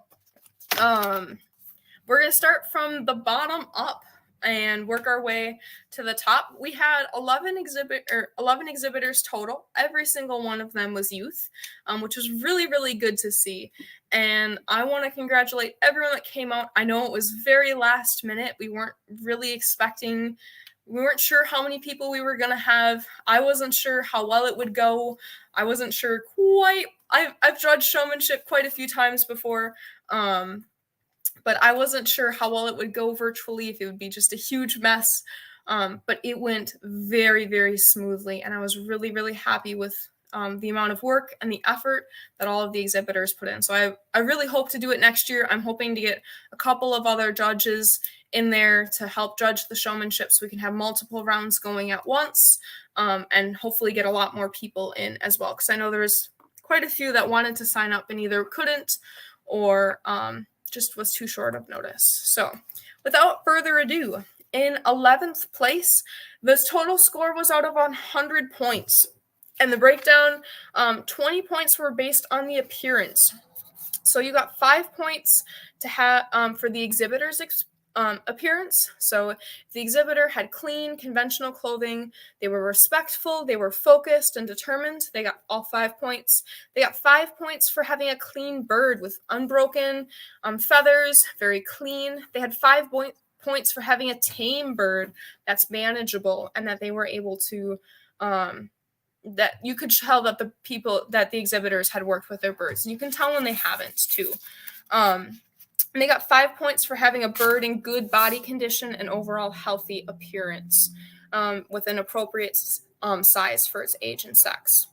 And then our second category was handling an examination. So again, 20 points. They got 5 points for having a well-managed and calm bird, held appropriately, and if they were able to pose it. They had 5 points if they can name every part of the bird and describe its purpose. Some went more in depth than others, and you got extra points for going a little bit further in depth. They got 10 points if they can extensively describe the strengths and flaws in their birds and reference it to the standard. Some of these went back and forth. Some of them did their entire walkthrough and described the bird as they did it. And some of them came back to it later. But as long the more in-depth you can describe about the good things, the bad things about your bird, the better off you're going to be, because that shows, one, not only have you read the standard and you know what it means, but two, it also shows that you can apply it to something and you can see what's in front of you. You're not blind by the fact that this is your bird and it looks perfect and you think it is perfect when it might actually not be. But you're also not overly critiquing your bird and saying, oh my gosh, this bird is awful, when in reality it might be just fine. So having a good balance in there was really, really important to me. You got 20 points for the knowledge of your own bird. So this one was like naming your breed, your sex, the variety, and general facts about your bird. This one was also, you got points for going into depth about the breed. If you can tell me like their purpose, the origin. We talked a lot about in the quail show how the purpose of a bird really determines like the shape of the bird and how it looks and why it looks the way it does. And that was really evident that you need to know that purpose to be able to breed well. And the third category, this one was the highest. This one was 10 points in the knowledge of the bird. The exhibitor can describe their care of the bird. So that includes feeding, looking at your protein contents, things like that. I'm working right now on a pretty extensive review and study of different feed types for quail. And pulling information. I've got so many different chicken studies. My desk is a mess right now of different chicken studies with highlighted information on just how little things in your feed can make a huge difference. We're talking millimeters in the size of your feed pellets can mean easily a 500% increase in mortality rates or in weights. And that's evident. So knowing things about your feed is very, very important.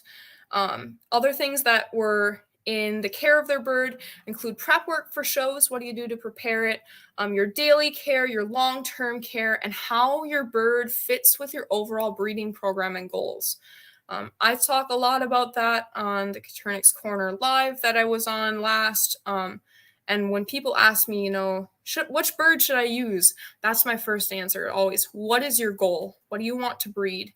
And why? And so being able to know how your bird fits in your breeding program and why you're using it is huge and really, really important for you to be able to improve what you're doing. Because it's one thing to just blindly throw birds together and hope that you get something better, even if you have top-notch birds.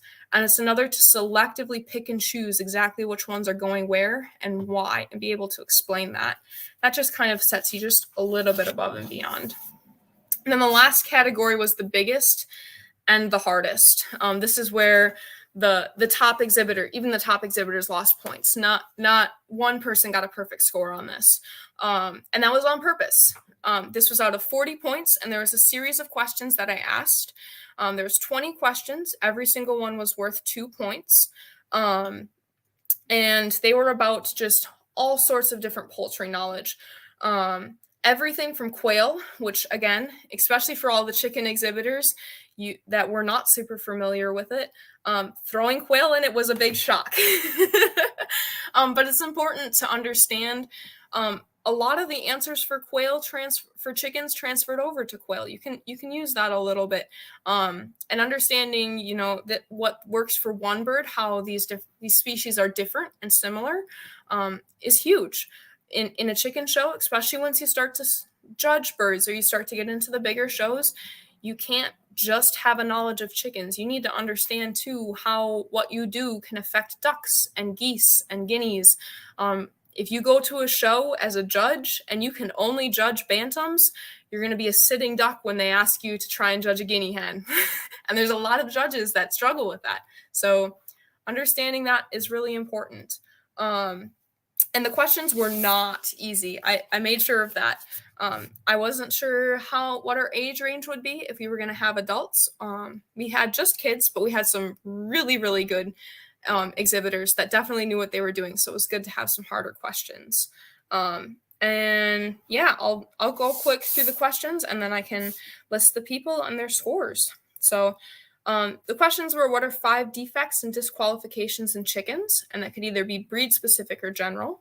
What are 5 major defects or disqualifications in quail? And this one, a lot of them were the same. So you could say pretty much the same thing for like general disqualifications and defects and have a pretty good chance of getting it right. Can you name the 5 main base patterns for quail? So this one was every single one of the classes except for all other mutations. What are the 4 recognized colors of guinea fowl? This one was a trick question to catch the exhibitors that were really on the ball. There's only 3. And there were 2 exhibitors that caught that. And the exhibitors that knew it, they knew it. It's just little things that set you above and beyond. What are the 2 most common ingredients in commercial feed? And I gave bonus points to anyone that could name the additional common ingredients that may not be seen in the United States and in other countries. And I went over with most of the exhibitors what the answers were, but corn and soybean are what you're going to find in your feed most often. Corn being the most prominent. In other countries, you'll also find wheat and sorghum. Sorghum was interesting. I have a couple studies on it. It's not super popular in the United States because it's just easier. We have more corn available. So this one was a really interesting one. I didn't even know it, and the exhibitors that got it kind of blew me away because I've never heard of this before, but eggs have almost every single vitamin in it and are very nutritious to humans. What's the one vitamin they don't have? And I want to say like 3 or 4 exhibitors got it. And they knew it. Like, they weren't just guessing. They had it 100%. And it's vitamin C. And I don't know if it was just on a fun fact trivia somewhere, but kudos to you if you got it, because I would not have. What does the depth of the body indicate in a bird? Its ability to hold an egg and produce an egg for the most part. I also accepted some answers about type and just overall describing what it meant. How many feather tracts do chickens have? This one is like different groupings of feathers. They actually have 10. So that one is a really hard one, mainly because if you have never heard of it before, you probably wouldn't know. 2 different names for the breastbone in poultry. This threw people. I ended up awarding points to anyone that could name the keel bone, whether or not you could get the sternum. I gave full points for that. If you know what the keel bone is, you're on a pretty good track. It's very, very important overall to poultry. What is the difference between an Americana, an Americana, and Araucana? And I did tell people most of the time that an Americana is also an Easter egger. So an Araucana and an Americana are both accepted breeds. Araucanas don't have tails. They have 2 tough feathers. They look really weird. I highly recommend Googling it, or if you can see them in person, they're very cool birds. And an Americana or an Easter egger is not a recognized variety. It's a crossbred. What is bleaching in chickens? And I realized I should have worded this a little bit better, because about half the people gave me the fact that it's when you bleach a white bird to make it whiter, which is true. They do call that bleaching.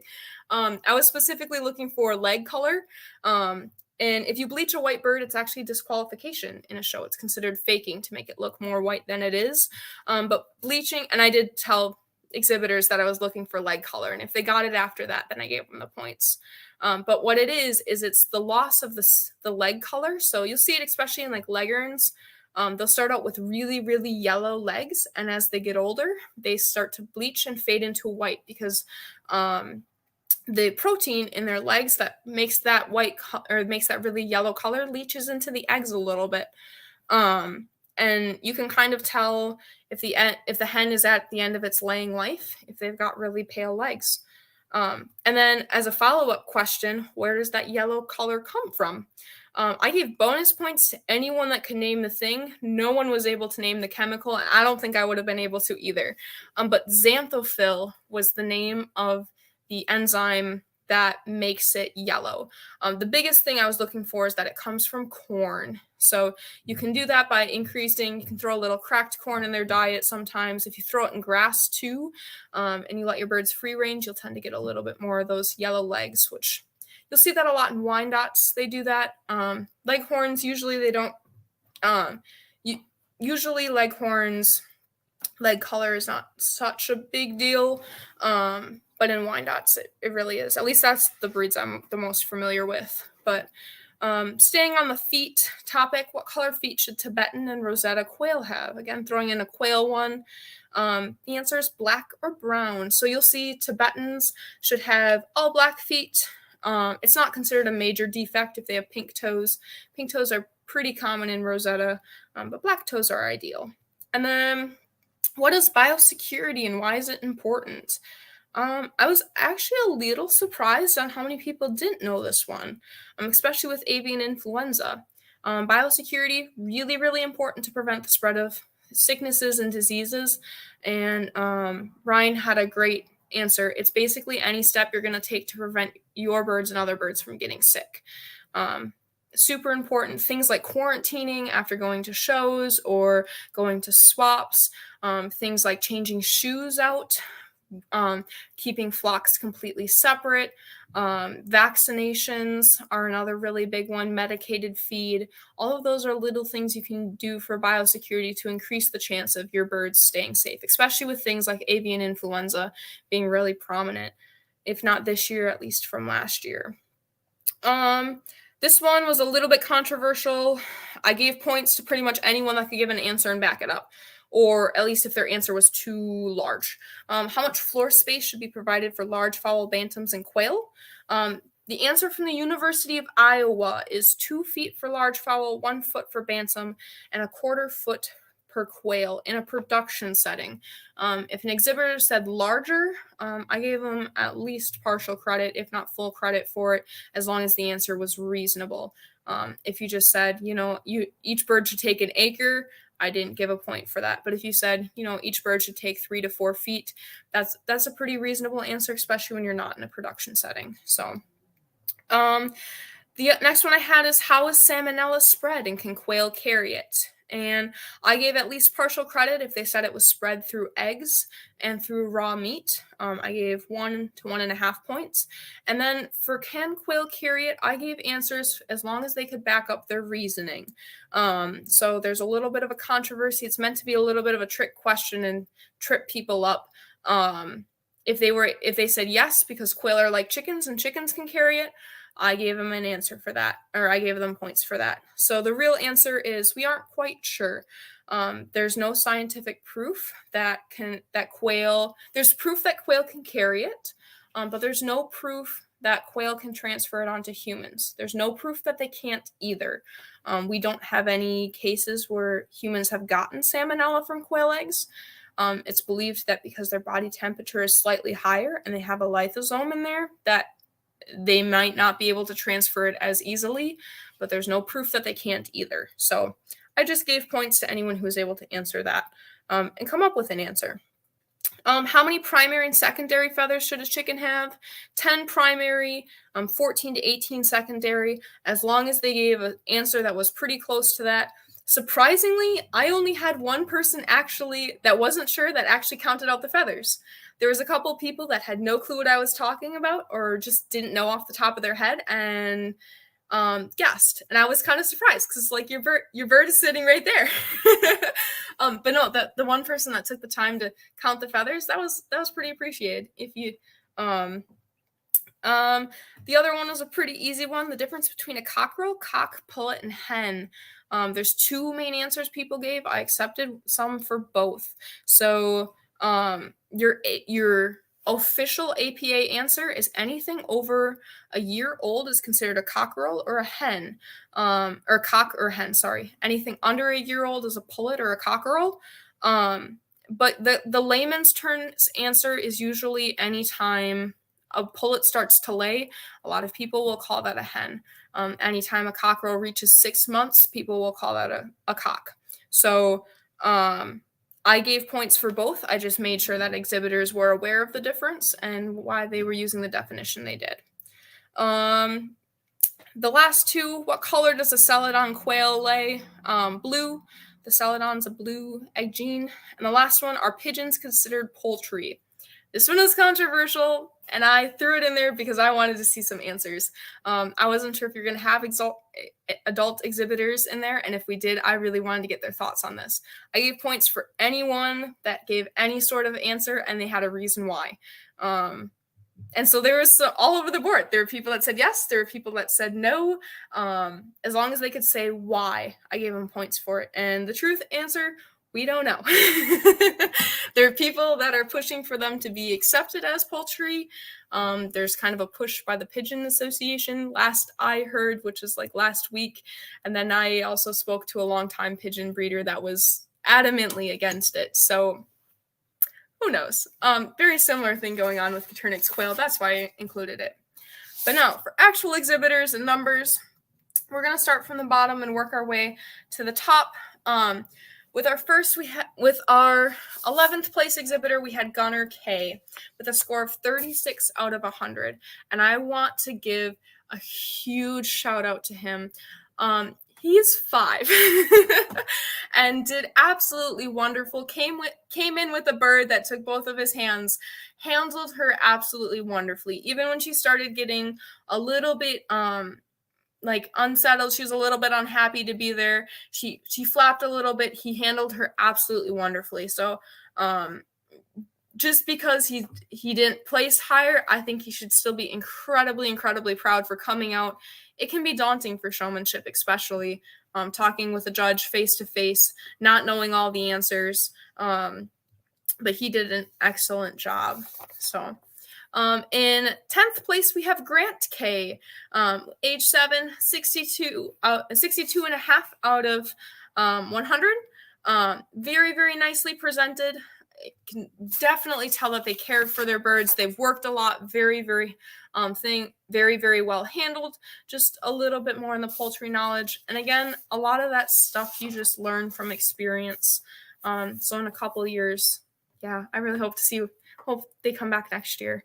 In 9th out of 11th, we have Michael Kosick. Very, very well put together. Again, very well dressed. Bird was obviously well cared for. The only thing I would say is keep studying the general poultry knowledge. That's what got a lot of people. And I would like to see just a little bit more comparison to the standard. But like I said, really, really nice bird. Can definitely tell that you've worked with them and you care about them a lot. In 8th place, we have Brooklyn Bilge. Overall, just a little bit nervous in there.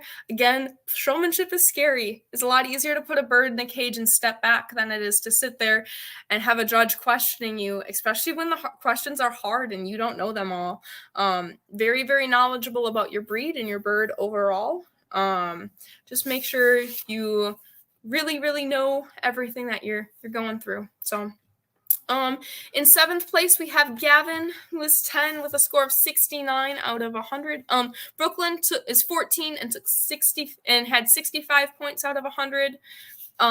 Gavin, again, really, really nice conditioning. I think your bird looked pretty much immaculate and was definitely very, very tame. Can tell you've worked with them a lot. And you've definitely practiced going through different body parts and everything like that. Just really keep studying the standard and looking at other varieties too. In 6th place, we have Lily McIntosh. She's 14. She scored 70 out of 100. Just wish she would have gone a little bit more in depth overall and a little bit on the poultry knowledge. It was towards the end of the day, so we've been there for a while and just really keep studying the knowledge in general, but overall definitely can tell you've handled your bird quite a bit. So in 5th place, we have Tiffany Kosick, age 16. Again, we're starting to get into the really top exhibitors now. They definitely came out. They knew what they were talking about. They knew everything. They had their answers ready to go. She had 83 and a half out of 100. Overall, I wish just a little bit more in depth with the body parts. She really, really nailed those knowledge questions. Got some of the quail ones, which if you're not in the quail world or you hadn't followed it, was a little bit hard, but she definitely nailed it and did a really good job overall. Riley, I'm not sure how to pronounce your last name, took 4th out of 11th. We had a little bit of technical difficulties, so I couldn't see the video as well. I wish I could have. And she had 88 and a half out of 100. So I didn't take any points out for not being able to see the video because I could definitely tell she knew her stuff. She really walked me through her bird very, very well, was able to describe the anatomy. She gave really, really specific examples, which was nice to see, especially from a younger exhibitor coming out there. In 3rd place, we have Jessica Kosick with a score of 91 out of 100. She nailed almost every single one of the poultry knowledge questions, even the vitamin C one, which, like I said, I would not have gotten. She definitely had a really good job posing the bird. When she first signed on, her bird was just standing there pretty much perfectly. And you could tell she's definitely worked with her bird a ton to make it extremely calm, extremely tame. She gave a really good, thorough background on the breed. And overall, just could definitely tell she's worked with chickens for a while. And then top 2 exhibitors, both of them were absolutely phenomenal. It was really splitting hairs coming down to it. And both of them had less than 10 points off. which again with the poultry knowledge was really hard to see. Both of them were pretty evenly matched as far as the like as far as their presentation went and questions they missed. They both have been breeding poultry and showing poultry for about the same time. And I know one of them. I did not know the other person at all, and she came out and she really blew me away. So Hannah Thomas took second. She's 16 and she had 92.5 points out of 100. Her presentation was just phenomenal. She walked me through, she pulled the bird out of the cage properly. She was able to explain to me every single part as she was going through it, what she was looking for, comparing it to the standard.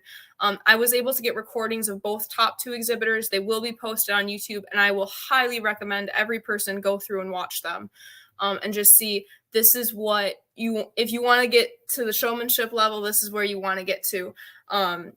She knew what she was talking about, and you could tell she had done extensive research. And this is only her second year showing, and she really just hit the nail on the head. I think she should be incredibly proud of herself for what she did. She took stabs at all of the quail questions. She nailed about half of them, and just I really hope to see her back as both an exhibitor and possibly a judge next year. I think she would be very good at it. She was able to break down her bird and give very specific reasonings, again, about what she wants to see. The breed itself, she gave examples. She was constantly referencing other breeds, the purpose of the bird. Very well done. So congratulations, Hannah. And then in first place, not sure if he's still watching or not, but we have our youth bantam judge, Ryan Crossway. And again, very close between first and second. They're actually only 1.5 points away. He was 94 points out of 100.